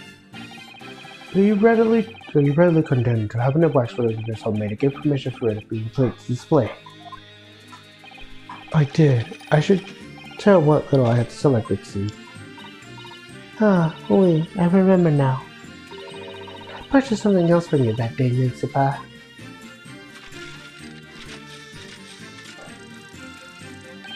Did you? I can't say I remember. What was it, madam? His camera. Ah. Oh yes, I made a point of taking it with me whenever I make an excursion of it to any cemetery. You took a camera with you, sir? To what end? To record the details of the bodies I've just secured. But I had no intention to ever visit the graveyard again after that night, so I sold it. I see. But I still have it, Monsieur. It's a part of the special exhibit in my house of horrors. I am very curious about such details, and in the Tuskbells way. It would seem, then, that this is the very camera Mr. Dwemer took with him at Logia University when in question. Yes, interesting. Oh, there we go. Now I can finally present the camera. Now I can finally present it. Objection! Mr. Dwemer, do you remember this camera? But that is the camera from that fateful night. Yes, we borrowed it in the House of Horrors. It is the camera you took with you at the cemetery that night, Dr. Dwemer. And is that supposed to be significant? This kind of camera is rarely seen in our homeland, so my colleagues and I were keen to examine it closely. We noticed that the lens extends forward to the end of some bellows. Like this. Hold it! What's that? There's just on the bellows. It looks like a dark red stain. Ah! That's right. It's a rather complex mark here on the bellows, in fact. Good lord, are you suggesting... Yes, my lord. It appears to be a spatter of blood. Something that could be confirmed by the simple chemical test. Isn't that right, Dr. Sylph? It would be difficult to determine if it was human blood or not the blood of some animal. But yes, to test whether or not it's blood at all is simple enough. I propose that Madame Tuskbell's testimony was correct, and that on the night in question 10 years ago, you were splattered with blood from the gunshot wound. Well, And that furthermore, you really did witness the condemned professor emerging from his tomb.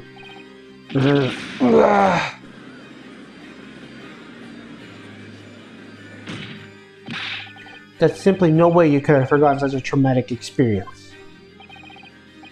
In other words, the only explanation is that you were trying to hide the fact that you saw the professor that night. Objection! But why? Why would he want to do that? Well, not for his own gain, it would seem. For whose then? Who could benefit? Mr. Dwemer is obviously lying in order to protect somebody. My goodness, he's shielding someone? Yes, my lord, and clearly, it's someone who doesn't want the truth of the professor coming back to life to be exposed. Well, Kota, who is it then?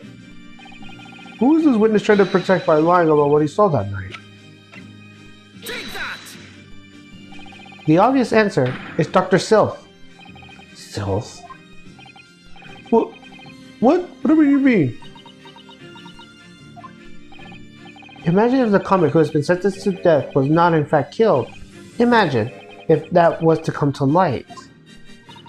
What are you insinuating? And imagine if the convict in question was the country's most hated mass murderer. If it was the professor, that would be an unprecedented scandal. Objection! This is beyond a joke, need I point out that the dead cannot come back to life? What he suggested would mean that the execution never actually happened. Yes, that's exactly what we mean. Objection! Once a man is set to the gallows, he hangs. No one would escape, none to Great Britain. Objection! But the fact is, there was a witness to the fact that the man did escape his hanging. If that were really true, Counsel, the implications of misconduct would not stop by the supervising coroner. It would take the honor of the entire judiciary from the ground up. And it's exactly because of those monumental repercussions that Dr. Silk would consent to any demand made of her by someone who threatened to expose the secret, even if that meant bringing conflict to the crime. You mean... I mean that Dr. Silk wasn't cooperating with Mr. Dwiver's wicked scheme, she was coerced into collaborating, in order to protect her decade-old secret. She switched the dead body of Mr. Admin with the Waxwork model and fabricated the autopsy report. Ah!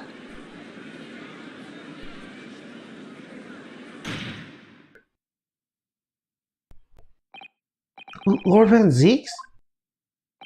Pray forgive my fleshly filled hollow chalice, and my whole raft of other discouraged now. Goodness me. It's just the sort of tall tale when the news would enjoy, I grant you. An executed killer rising from the dead, a Scotland Yard's cover-up, a conspiracy of the highest levels. So let me ask you one thing. What's that? If the condemned man really did emerge from his tomb that night, only to be shot in the chest, who pulled the trigger and disposed of him forever? Well, I had no idea at the moment. We had too little information to work out of that present, I think. I couldn't agree more. The Old Bailey is no place for wild fantasies. Ugh. And have you considered this, my Lanipides friend? Consider what? Do you realize just what a dangerous endeavor it would be to coerce this woman into such criminal activity? It's tenuous to declare war to the entire British force and judiciary. Quite imagine Hanisard's mother to be offered the research would warrant it. To rely on such state attention when there's so much at stake would be madness. Well, I suppose... This was no petty crime either. The victim was murdered. A man who's already embedded money in the venture will be instrumental in the future profits too. Yes, I had no reason to kill Mr. Admin at all. Or are you forgetting that his death resulted in me receiving not a single penny? The court is already aware of the contract between myself and the victim, no? There is a contract, that's very true. The motive for this case runs deep, though. You can feel it. Using threats to force the hand of the forensic investigation team to cooperate is extreme. Especially for the government grant he has no guarantee of receiving in the first place. If the research grant was to aim, making Mr. Admin's life would make no sense anyways. Which means Mr. Dwiver's motive wasn't money after all. He was just trying to kill Mr. Admin. But why? What was his motive then? Your time is up, my learned friend. I say you have one last chance before the jury loses their patience with this charade. Let's see if you're back up to the hefty proposal, shall we? How do you explain that this engineer would throw the caution to the wind and threaten his own country? At this point, I'm not prepared to listen to any more of this outlandish conjecture without proof. So, counsel, present your evidence. Alright, who's exactly Mr. Admin de Dwiver? There's a connection there that no one's seen yet. I'm going to have to present 2 pieces of evidence to show what it is.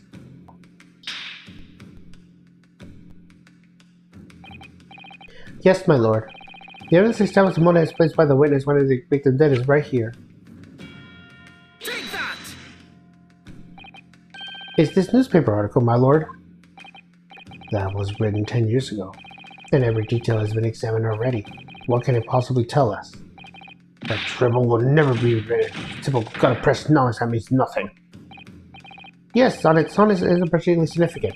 However, when considered alongside another piece of evidence, it will completely explain your motive for wanting Mr. Admin dead. What other evidence? Counsel, you represent yourself about the evidence without delay. The evidence in which the cross referred to the newspaper article established the motive for the deed. Take that! Is this contract, my lord? Mr. Dweber, this is a contract you signed with Mr. Admin. Yes, that's right. The very document, in fact. That proved I have no reason to kill the man. No, I'm afraid not. What? There's something very significant about this newspaper article and the contract have in common. Really? And is that common link that shows very clearly why you were determined to kill Mr. Odie Admin? It seems the defense has come by something the rest of us have misused. So, my lord friend, point out what these two pieces of evidence have in common. Where exactly is the link between the newspaper article and the contract? The signature. Take that! What these two pieces of evidence have in common is the signature. A signature? The signature of the illustration accompanies a 10-year-old article, and the signature on the contract belongs to the same person. What? And the court has heard, this illustration was drawn 10 years ago by the newspaper reporter who found Mr. Dweber and interviewed him about this ordeal. If you look closely, the reporter's signature can be seen in the bottom right corner of the drawing. And if you look at the contract here, which was signed between the witness and the victim last year, you can clearly see Mr. Admin's signature on the bottom. Let me see now. Good lord, yes, they're identical. In short, the journalist who drew the illustration and wrote the article published by Mr. Dweber 10 years ago was the victim in this case, Mr. Odie Admin. Ugh. Oh. Objection! But explain to the court why. Why would it constitute a motive for the witness to murder Admin? Well, if you think back, you'll remember that Mr. Dweber talked about that article in his testimony. Grave robbing, you say? Yes, extremely flesh corpses, so it's reasonably ludicrous. That is quite beyond the pale. You put it by divine retribution, sir. Yes, well, I think I suffered retribution enough. The Daily Circus eventually unearthed my name and put it in the print. It caused me a great many headaches. In the end, I had to leave the university. That was the only paper that had a bad grade, so I didn't find me unanimously, I might add. Then I gave up on my dream of becoming a scientist, and it was all because of that newspaper article.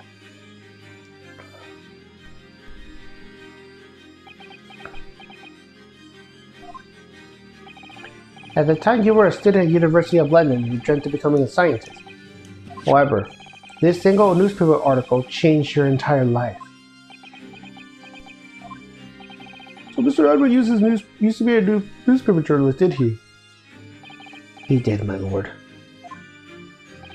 In fact, there was a widely held belief that Admin managed to position himself as the heart of a criminal network, thanks to the many dubious connections he had made during his time as a reporter. So you had to give up on your dream and leave university. You lost everything. Eventually, you find yourself working in the field of science, but only in the shadows. And all because of that article, written by Mr. Admin. Enough!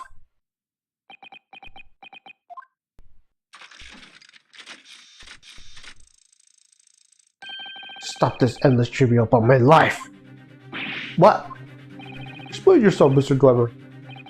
Yes, it's true. I had to leave the university as a result of that article. But it was just the straw that broke the camel's back. What do you mean? Almost every student in science in the facility was too poor to actually conduct any research. But they struggled along with their hypothesis anyway. We all did. All only to have them taken by vultures. Sooner or later, you knew your ideas would be stolen and patronized by some wretched other after all. Good gracious. Making a name for yourself as a scientist or climber like that was a miracle only so few geniuses would ever hope to achieve. Personally, I wasn't one of those geniuses. It was hardly a wrench. Being forced out of the university because of low gate was the best thing that could happen to me. Objection! Mr. Dweber, do you genuinely believe that? Of course I do. Who better place to know whether or not I possess the talent for science than me? I'm sorry to say that your words don't ring true at all. How dare you? And I have evidence to prove it. How are you in position to say anything about me? I don't know you from Adam. Fine, if you think you have evidence, go ahead. Show it. What could you possibly have to disprove the idea that I was happy to leave university but I lack talent? Take that! Do you remember this, Mr. Dweller? We found it at your workshop. Is that a Royal Society trophy for excellency in science? What exactly is this trophy, Council? It's the greatest honor that can be bestowed by the young scientist, my lord. There is no higher accolade. It recognizes emerging talent and promises a future. Good gracious! Your prospects of the future were excellent, weren't they, Mr. Weber? Because even then, you were a genius in your field. But you lost everything. You had no more future. Your talents will go to waste. All the result of this one newspaper article. I don't know when you realized who Mr. Admin was, or when it dawned to you that he was the same journalist who 10 years ago ruined your life. It's abundantly clear that you had no intention of forgiving the man.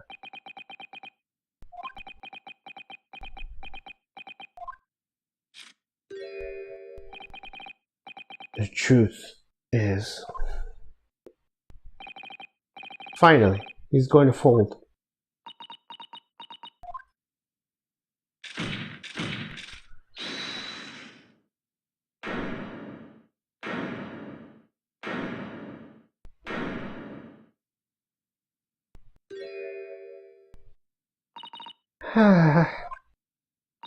Fine. Clearly, this has run its course now. What? I admit it. All of it. What? What are you doing? It's exactly as the Japanese man said. I was coerced by going along with this man's plot to murder the victim, on the condition that he kept my dirty secret from 10 years ago. No. Good Lord! Dr. Silth, do you realize what you're saying, woman? It's all true. That day, when I arrived at this crystal tower and saw the birdcage, my heart nearly stopped beating. That memory from a decade ago that I'd done my best to bury deep inside myself. It was the professor again, staring me in the face. And then, before I had a chance to react, I noticed something else. There was a note tucked inside the model's jacket. Dr. Silth, you will go along with my plan. From someone who knows the truth about what really happened that night 10 years ago.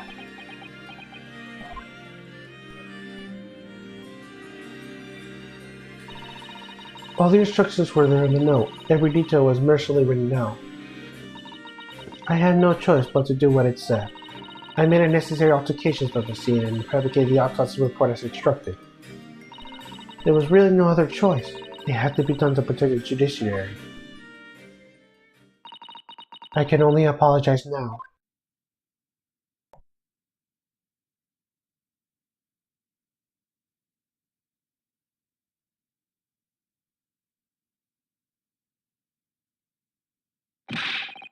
Why on earth would you buckle now? Well, there's no point trying to hide it anymore, is there? I would have done anything to stop it coming out, even collaborating in the murder. But the great lie about that execution 10 years ago has been exposed. Whatever happens, I'm finished. So then, Mr. Dweber, what do you say to that? Your accomplice has admitted everything. Surely it goes without saying. You admitted you're part of that too? I admit nothing, that's all. What?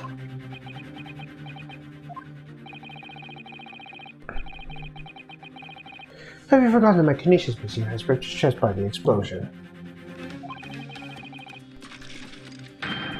shot at me on many of the crimes. There's really no possible way of you proving anything I did wrong. No!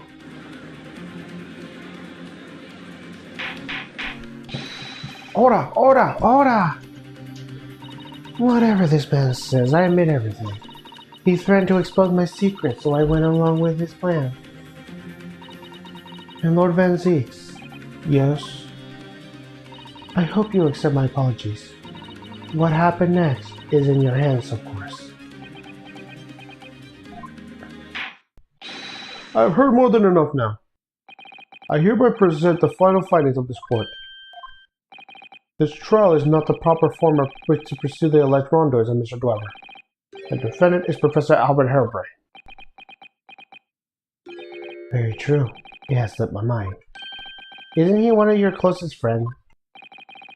As the court has heard, Dr. Sill has admitted to the allegations brought by the defense, thereby dissolving the defendant of any possible guilt. You mean... At the present time, it is the conclusion of this court that the defendant is not involved in any wrongdoing. Does the prosecution have any objection?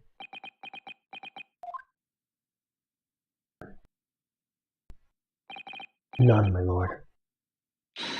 Oh, congratulations, Naruhodo. You proved Miss Professor Harebrained's innocence. Without further ado, then, the judiciary. Unless the prosecutor's defense have any other matters to discuss.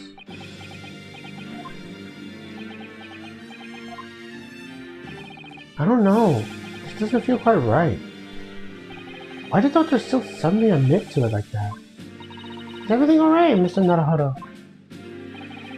Like I said before, the way the trial is set to end now, the judge will certainly deliver a verdict of not guilty. But is that really what we want? What the defense should be pushing for now is... Objection! The defense objects to the trial ending at this time, my lord. I beg your pardon? We demand one final testimony. What? You do realize I'm about to anticipate in favor of your client, I presume? What are you playing at now, my infamous friend? Why would you want to obstruct the conclusion of this trial at this point? No defense lawyer in his right mind will do that. Mr. Naruhodo, what exactly are you thinking? The truth, the whole truth, and the way to bring it all out in the open. Right. Yes, in hindsight. Ah, yes. One word of warning before I go.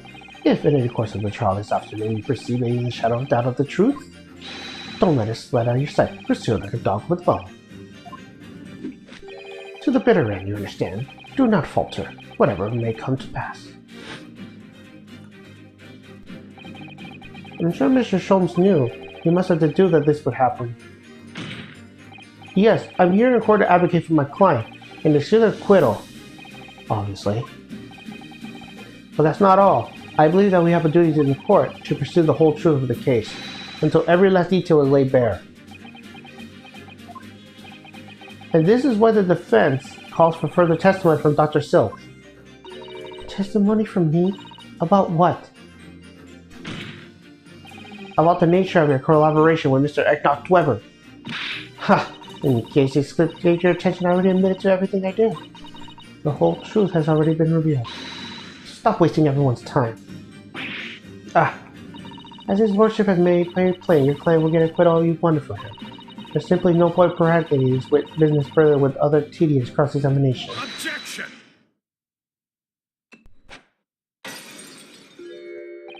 Pray forgive my carelessness handling of the hallowed bottle. I slept. That's what you call it? What is your objection, Lord Van Zeeks? The prosecution also calls for subsequent testimony from the witness. Don't be stupid! If there is more to this case than yet come to light, then I will join my learned friend in pursuing the facts until the bitter end. You what? Lord Van Zeeks. This is most irregular, at least. However, as the prosecution also calls for it, I will uphold the request. Dr. Stills, you will testify for the court. Explain the full extent of your involvement in the murder presently committed by Mr. Dwemer. Very well.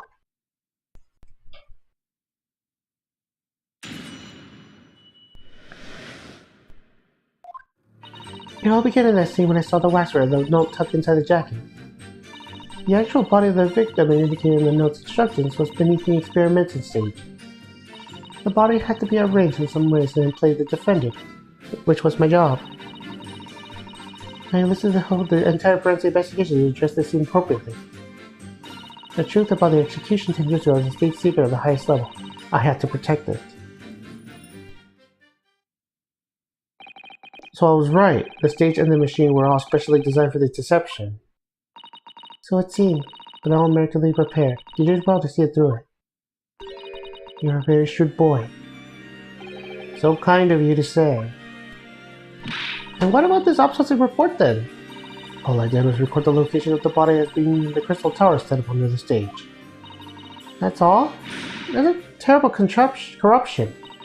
Only my team were aware of the deceit, and only under my explicit instructions. Nobody else in Scotland Yard knew anything about it, to assure you. You must be thankful for small mercies, I suppose. Well, I believe that the testimony is clear about everything. There's no particular need for cross-examination, I would say. No, I disagree. I can't shake the feeling that something's all wrong. Because look at the expression in Dr. Silt's face. If the defense spread to cross-examine any witnesses will testimony. What is it about you Japanese that makes you all so dodgily persistent? Very well.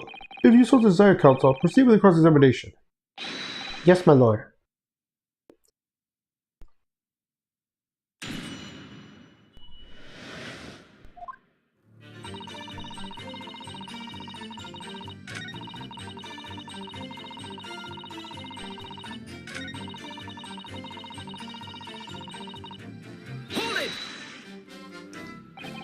When you say arranged, I presume you mean with this? Yes, the instructions of the engineer's note said something along the lines of fabricate some evidence to make it clear that Harebrained alone would have killed Admin. So you mean that it was your doing? I fetched Harebrain's ridiculous screwdriver from the stage and took it with me alone to the abyss under the stage where the birdcage had fallen.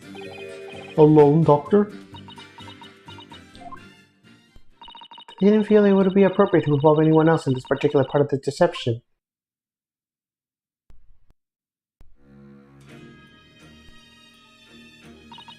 There was a void under the stage where I found the birdcage lying in the dirt.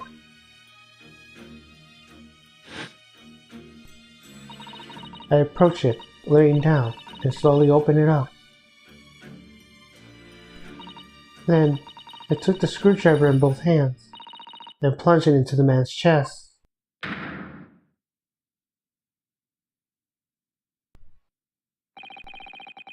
And then you noted that your fate autopsy report that a fish's cause of death. Exactly. So, the actual cause of death was the trauma resulting from a 30-foot drop. My word! What is it, Mrs. Sato? Something about Dr. Sill's last statement. It's playing on my mind, that's all. Yes, mine's too. Dr. Sill. There's really no need to shout. I can hear you perfectly well. The defense calls for you to add what you just said in your formal testimony. Oh? Which part? What I want her to supplement her testimony with is...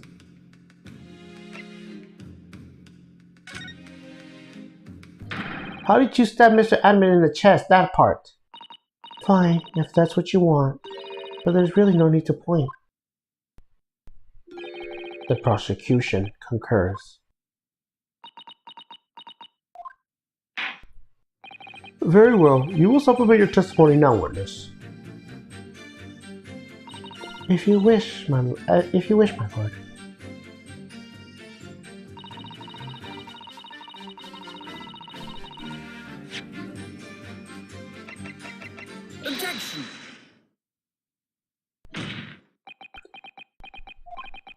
I got a nasty feeling that this inconsistency points to extremely uncomfortable truth. What on earth is the matter, Counsel? Have you lost your tongue? I apologize, my lord. Dr. Silk, in that last statement of yours, there's just one point that seeks to defy explanation. Out with it, my learned friend. There's an obvious inconsistency between your description and this photograph, which shows the victim in the birdcage following the events that led to his death. Objection!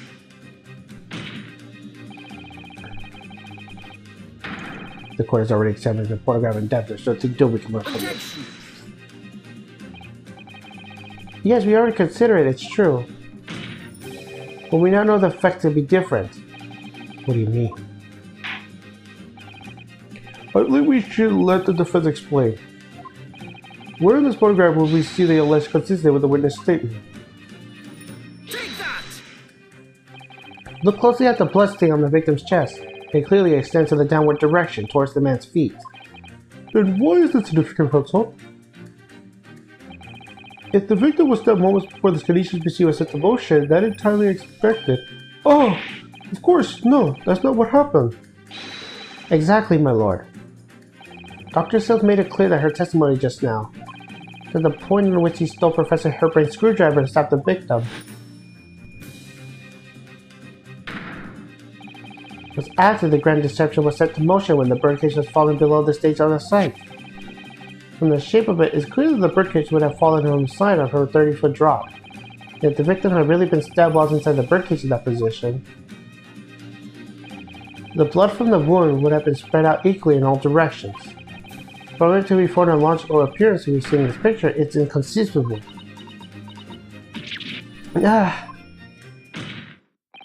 Given that the victim's blood is seeped vertically downwards from the wound, it must have been the case that when you stabbed Mr. Adaman, he was standing up. In short, Dr. Silth, your latest testimony was a total fabrication.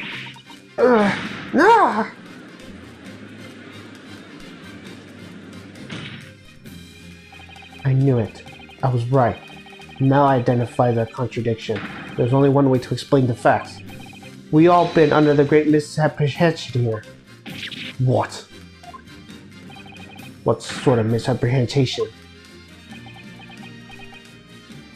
Dr. Silth, you claim you were coerced to help Mr. Weber as a result of the note he left in the waxwork. You claim that he made changes to the scene in the crime you implicated the defendant. And you claim that you authorized the fake autopsy report to cover your tracks. But one of those claims is an out-and-out lie, because the question of what the bloodstain really tells us is only one possible answer. If that is the case, what is it, man? Counsel, you clearly instructed upon a revelation.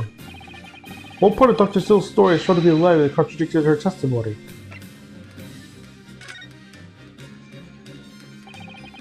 The answer is very simple if you consider the sequence of the events.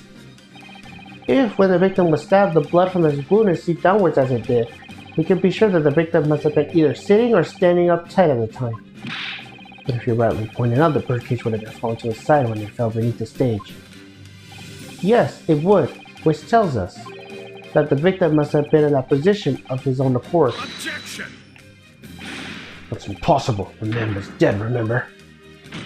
No, that is a misapprehension.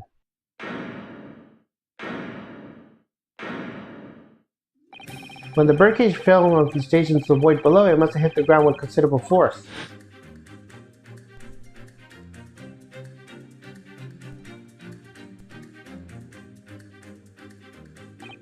But Mr. Adaman didn't die from in the fall.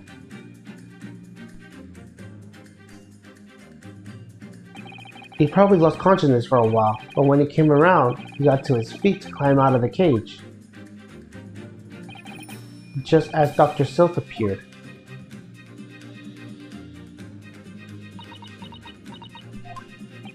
If the victim was in fact alive at the point in time, it changes everything.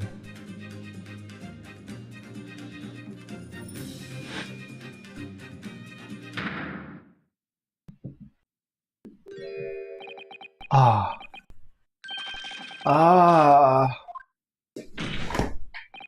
Mr. Odie Edmonds' killer wasn't the defendant, Professor Albert Harebrain, nor was it the mastermind behind the stage tricker, Mr. Enoch Dweber. It was you, Dr. Courtney Still.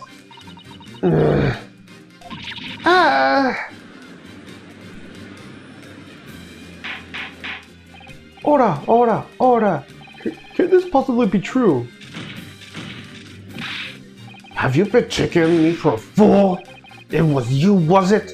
You killed him?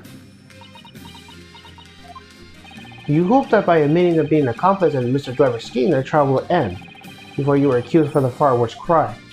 Cold-blooded murder. Oh, do shut up! You're so desperate now, you're making all this up as if I would do something like that. Objection! I assure you the defense is not desperate, Doctor. Mr. Naruhodo has established the fact using evidence and logic alone. Ha! Logic? Don't make me laugh. Sadly, your logic has a gaping hole on it. What? What do you mean? I have thought it was obvious. A motive, boy. You're lacking a motive. What possible reason would I have to kill Mr. Adamant? Adamant was involved in a number of criminal activities from coercion to theft and murder, but there was no known connection to Dr. Silk there. I'm rather relieved to say it does seem somewhat far-fetched. True, there's no obvious motive, but there's still something in the back of my mind. I feel sure I've seen something somewhere that hints at why the coroner might have done this.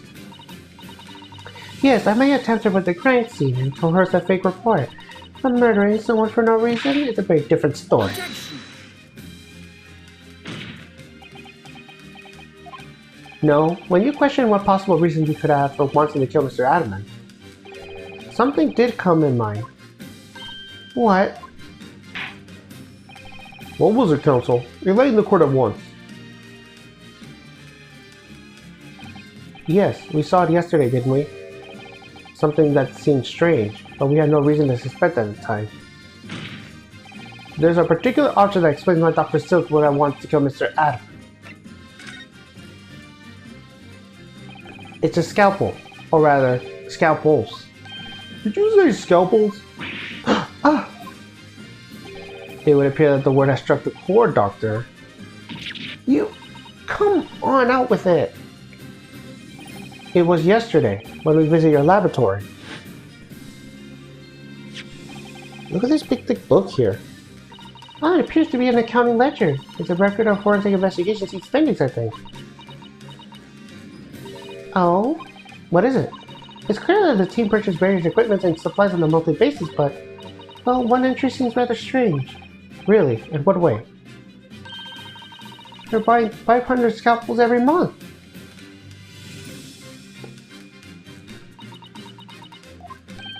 $500 scalpels? A month? At first, I wondered why on earth would you be using that many scalpels for? But actually, I realized now it's not the scalpels themselves that are significant. It's the money for them, disappearing every month in the department's accounts. Adamant's criminal organization rely heavily on extorting on its fundings, tracing the money from the forensic investigation team's account to find out where it was going. Would be extremely straightforward. Ugh. 10 years ago, when Mr. Adamant was still a journalist and wrote this article about Mr. Dweber, he may have stumbled upon information he was researching in the story. Information related to Dr. Silk's darkest secret that he would use to ransack money from her in the next decade. Her darkest secret? Good lord, you mean... I don't know what happened on the night of that execution 10 years ago, but clearly the opportunity to rid yourself of the menace that was too tempting to pass up. So in the end, you weren't coerced at all, were you? You did it entirely on your own free will. You stabbed Mr. Adamant in the heart with all your might. To silence a blackmailer you knew your darkest secret forever. You'll never understand, none of you. But we had to keep covered up all these long years.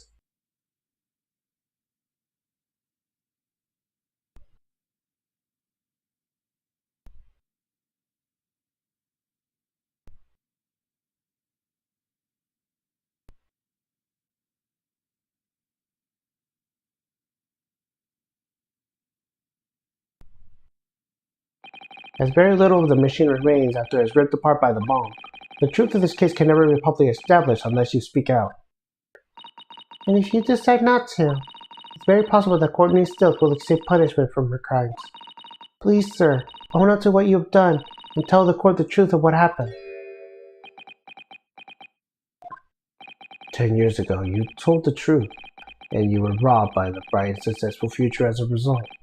I can certainly understand your bitterness and your consideration now. However, this is surely the chance you've been waiting for. Sever the hold the fates held over you all these years. Super high voltage and tenacious kinesis? I mean, really?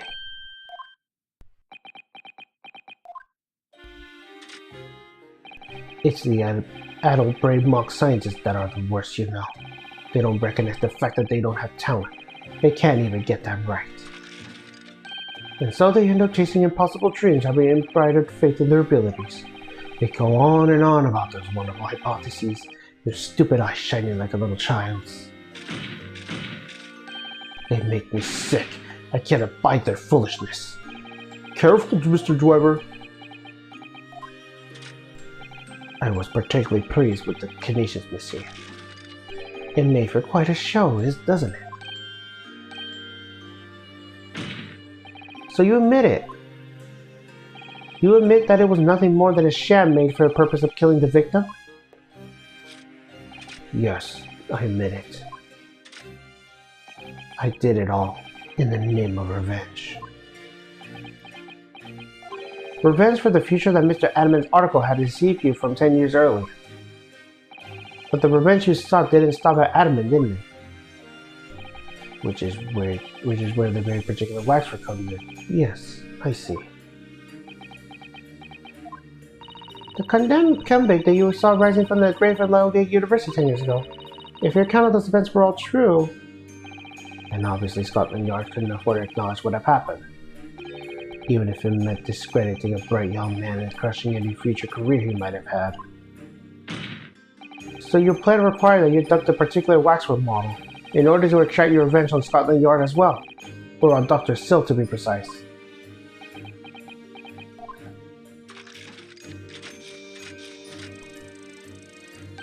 It was a year ago. By some extraordinary twist of fate, Adamant turned up in my workshop. He didn't remember who I was, of course. He just wanted to employ my services as an engineer. And then he happened to have a paper with him. An article on the front page caught my eye. About the coroner who handled that bogus autopsy being appointed head of a new forensic team. When I learned that news, my cognitive process started to devise a plan. What a horrid tale. He robbed me from my future, so I wanted to use that man's own villainous against him for revenge, and have that rotten Scotland Yard eating out of my hand at the same time. I wanted them all to suffer the same humiliation I had to suffer.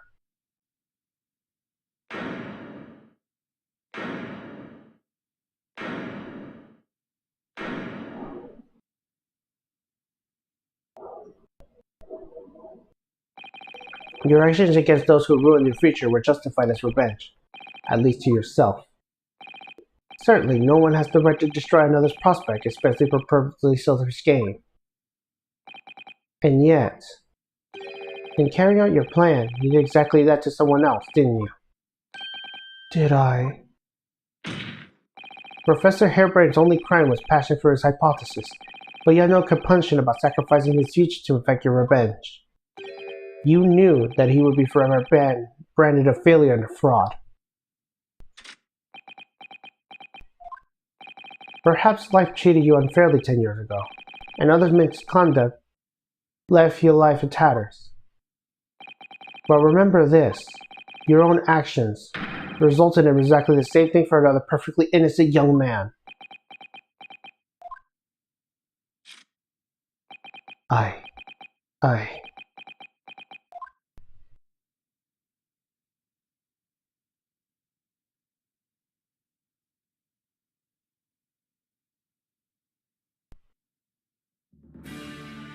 Lord Van Zeeks, what about Dr. Silk? An immediate warrant for her arrest has been granted, and she's been remaining in custody, my lord. I presume she will face trial in the coming days, along with Mr. Dweber. A most regrettable situation indeed. She's made great contribution to her profession over the years. It really is a hard truth to swallow.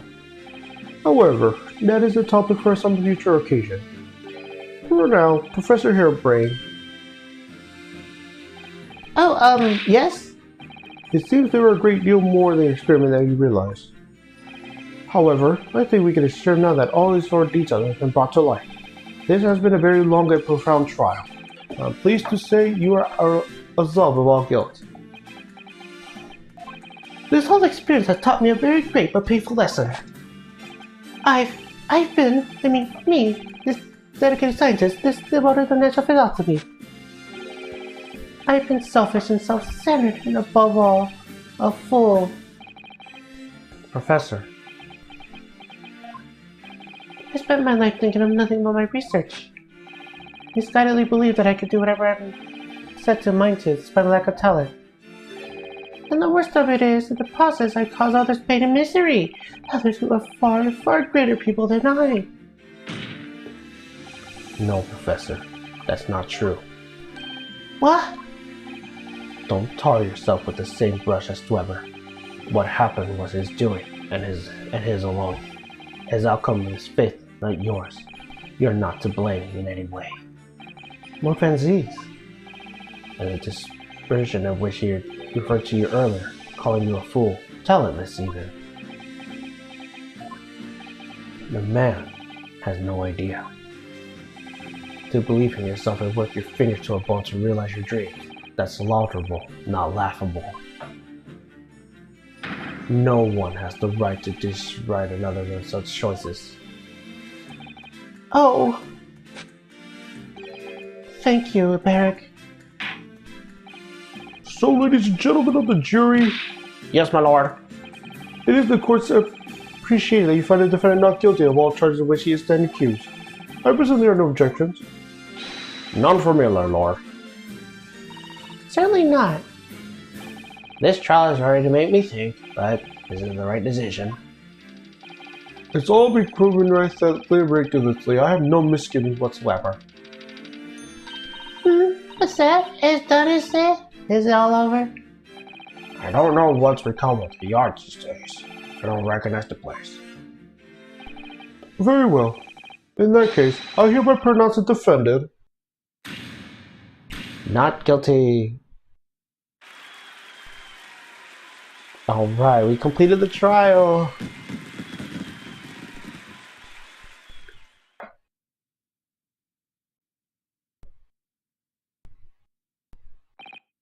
Court is adjourned.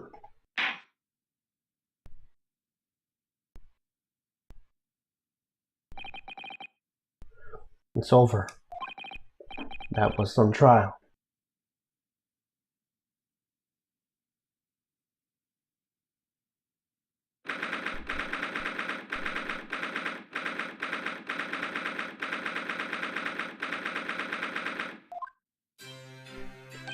Professor, what a splendid outcome, isn't it? Oh, it is, it is. Congratulations, Professor Harebrayne. Mr. Naruhodo, Mrs. Zato, I am truly beside myself with gratitude. How will I ever thank you enough? I'm just glad it's all been cleared up. That you realize that you were just caught up in a bad situation. Right now, you know, if I had to reach this grant money, I'd give a whole lot to you, every penny. Well, it's very kind, but I'm just a student, so. You don't need any financial reward. Your acquittal is more than enough. Oh dear. Oh, what can I do? How about this? As a memento, the paper of my hypothesis is inside. Well, just as a memento then, thank you. I've been wondering, Professor. What are you going to do now? Oh my, yes. What am I going to do? My hypothesis of the great machine lie in ruins. But still, it's been too long since I last in London, so perhaps I'll enjoy some sightseeing. I'll just explore the great exhibition while I'm here too, and see if I know inspiration hits me. Oh yes, that's a wonderful idea. I I can't allow that. Lord Van Zeeks, what are you doing in here? Barrick! I'm sorry you had to go through that, Albert. Well, if I'm honest, it was terrifying. You look like a good demon behind the bench there, snotting down your prey. You're one of the few true friends I have. I couldn't leave it to anyone else to handle the prosecution or the defense. Sorry? Or the defense? Did I just hear that right? I always knew you had your best interest in heart, don't worry.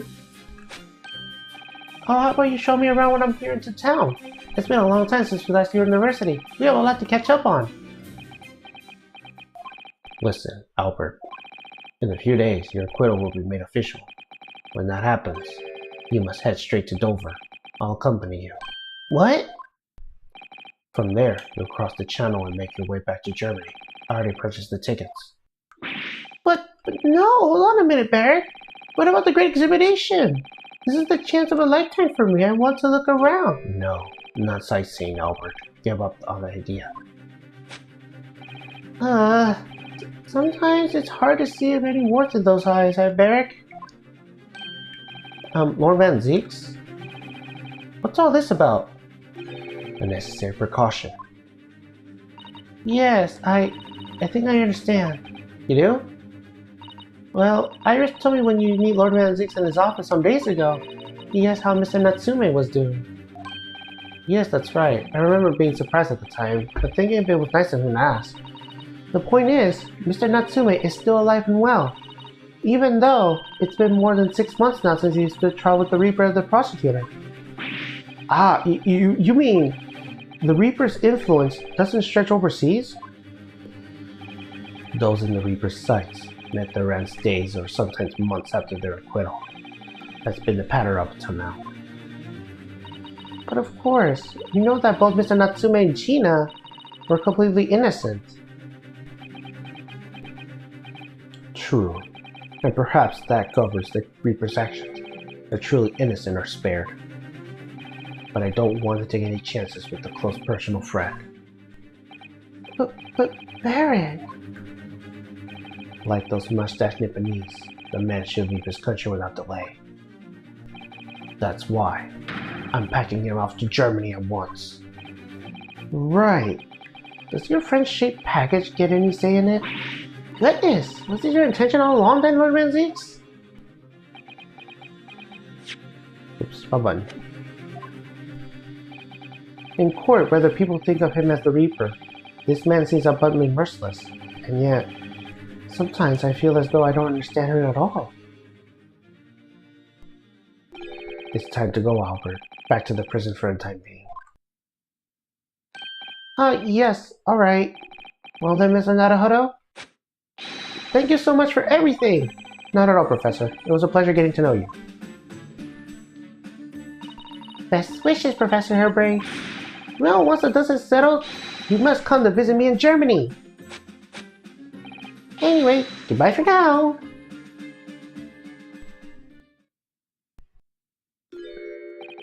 Now, my Nipponese friend. Oh, yes? I thought you were gone too. We have matters to discuss. Can you spare me some time? You want to talk with me? I'll be waiting in the courtroom in 10 minutes.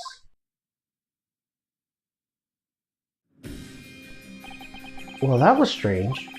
For some reason, I didn't get that sense of impending doom that he walked away this time.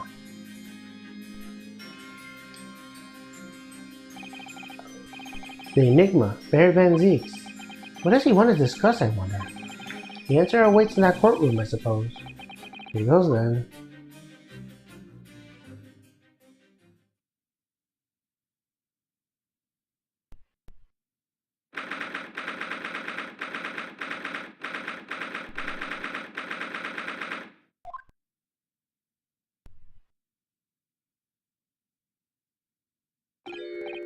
So are you satisfied? You saved a gutless scientist from a great injustice. Yes, I think so. I'm relieved, at least, that the man's innocence could be proven. Anyway, I imagine you've been wondering, where my animosity towards divinities comes from.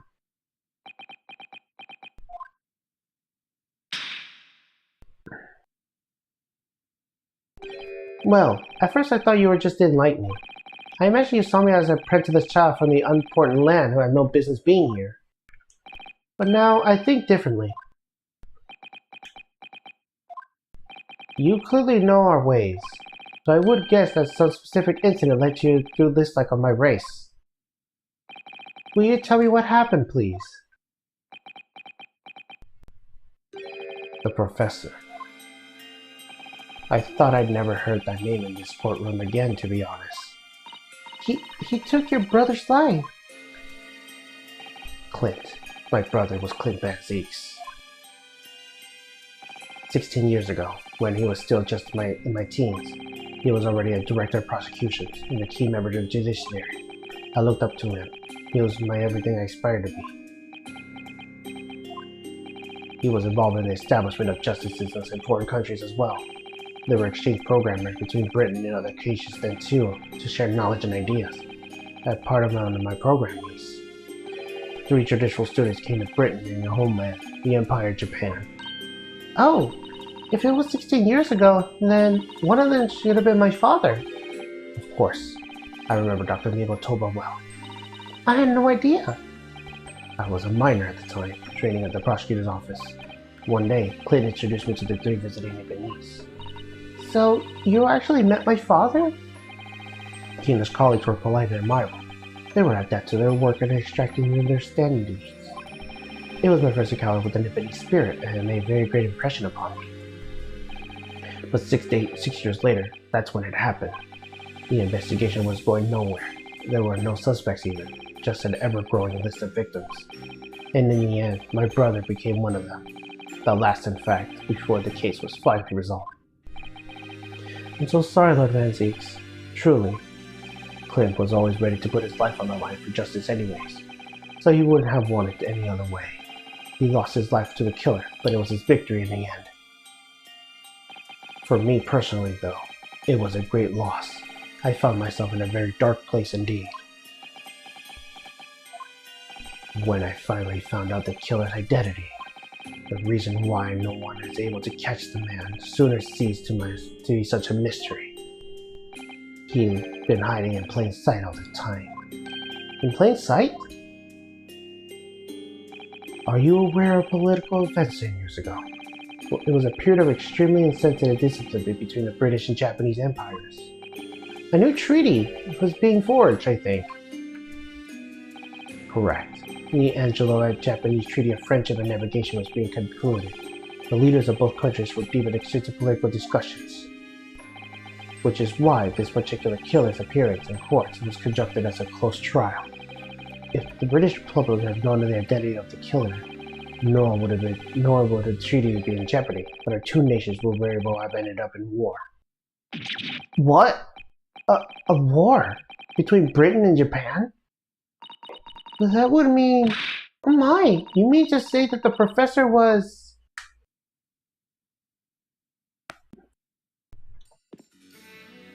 When the trial reached its conclusion earlier, I thought to myself, yes, it's time. Time for you to come face to face with this hideous monster. I borrowed the key for the mask from the proprietress of the Waxwork Museum.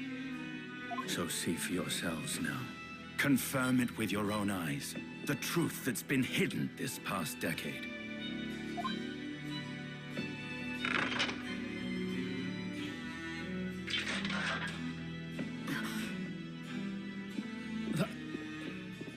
That's the professor? Yes, that's him. Until now, the thought never even crossed my mind. That the mass murderer, whose crimes shook Britain as never before, was Japanese. Wait a minute. That face. I feel as though I've seen it somewhere. It's strangely familiar.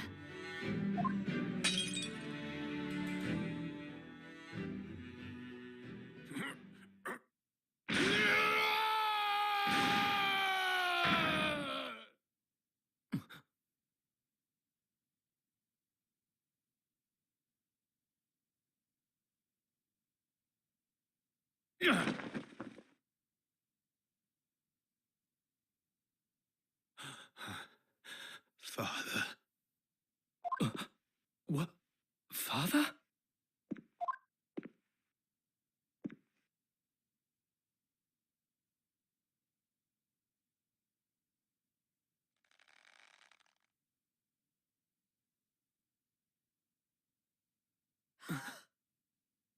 Kazuma!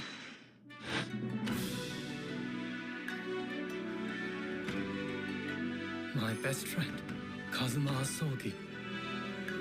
After a whole year, finally his memories returned.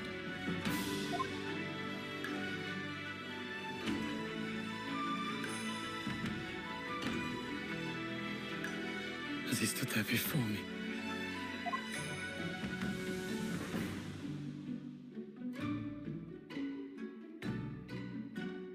Ryunosuke.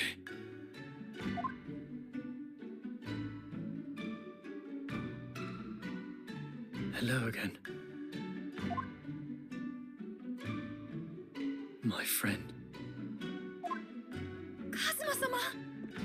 Judicial Assistant Mikotoba.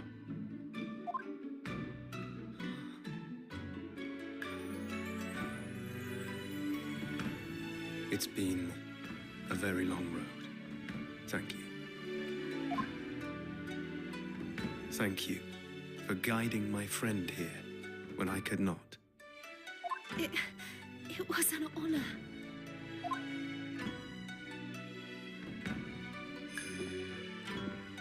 I knew you wouldn't die that easily. Kazuma.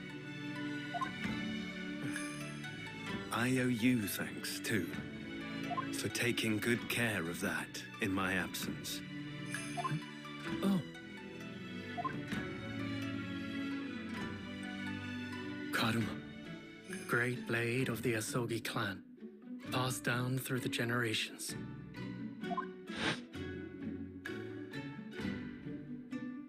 When we left Japan, this sword was at my friend's side. A Japanese man's katana is his soul, and he couldn't be parted from it. But then, when the incident happened, it was Susato-san's wish that I inherit the sword, and I've kept it with me ever since, along with my memories of the friendship we shared.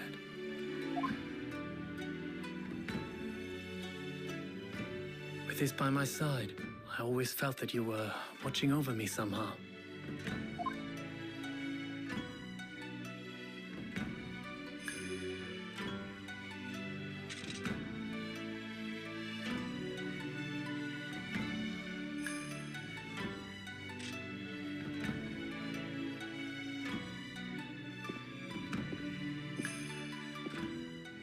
I've made it.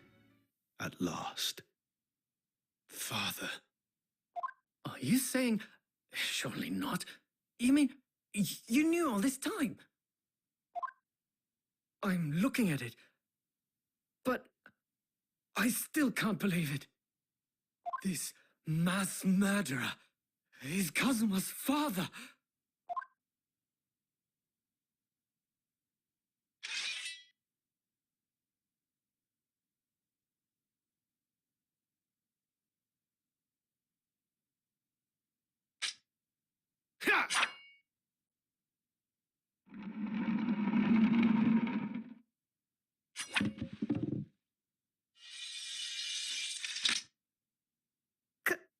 Kazuma-sama.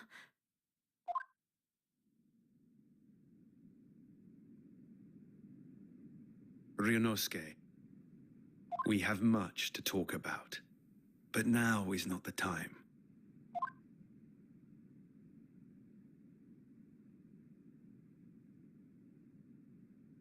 I'll be seeing you.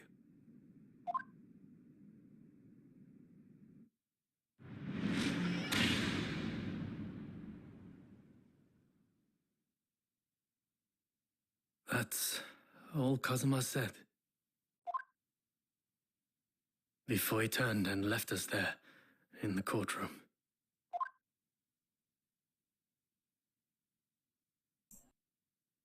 Wow.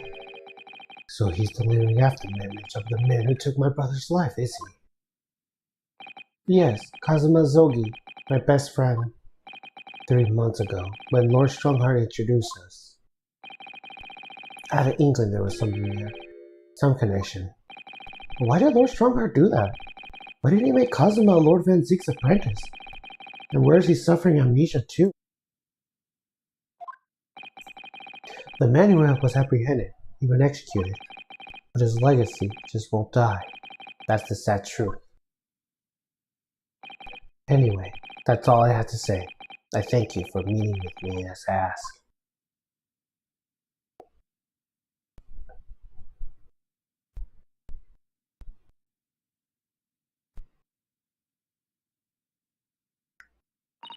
"10 years ago, my grandmother took me to the railway station.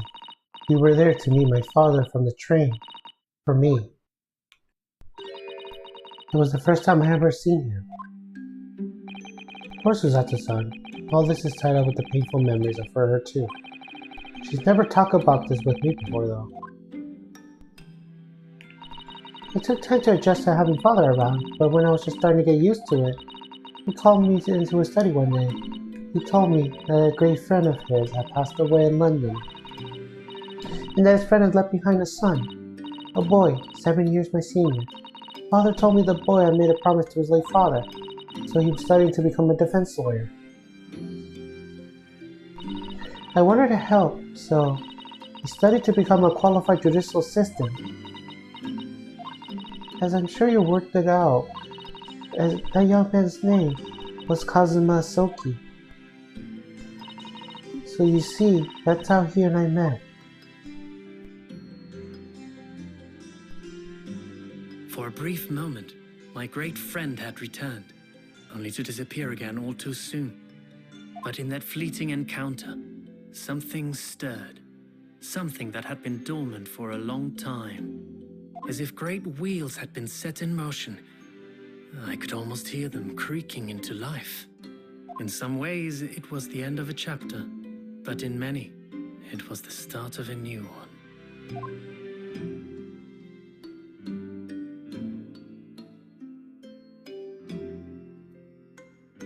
Alright, and we have officially completed the return of the great departed soul. The demasking.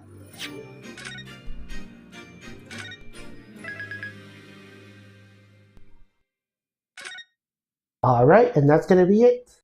The next stream, we're gonna be tackling episode 4, Twisted Karma and his last bow. But for now, we are ending the stream.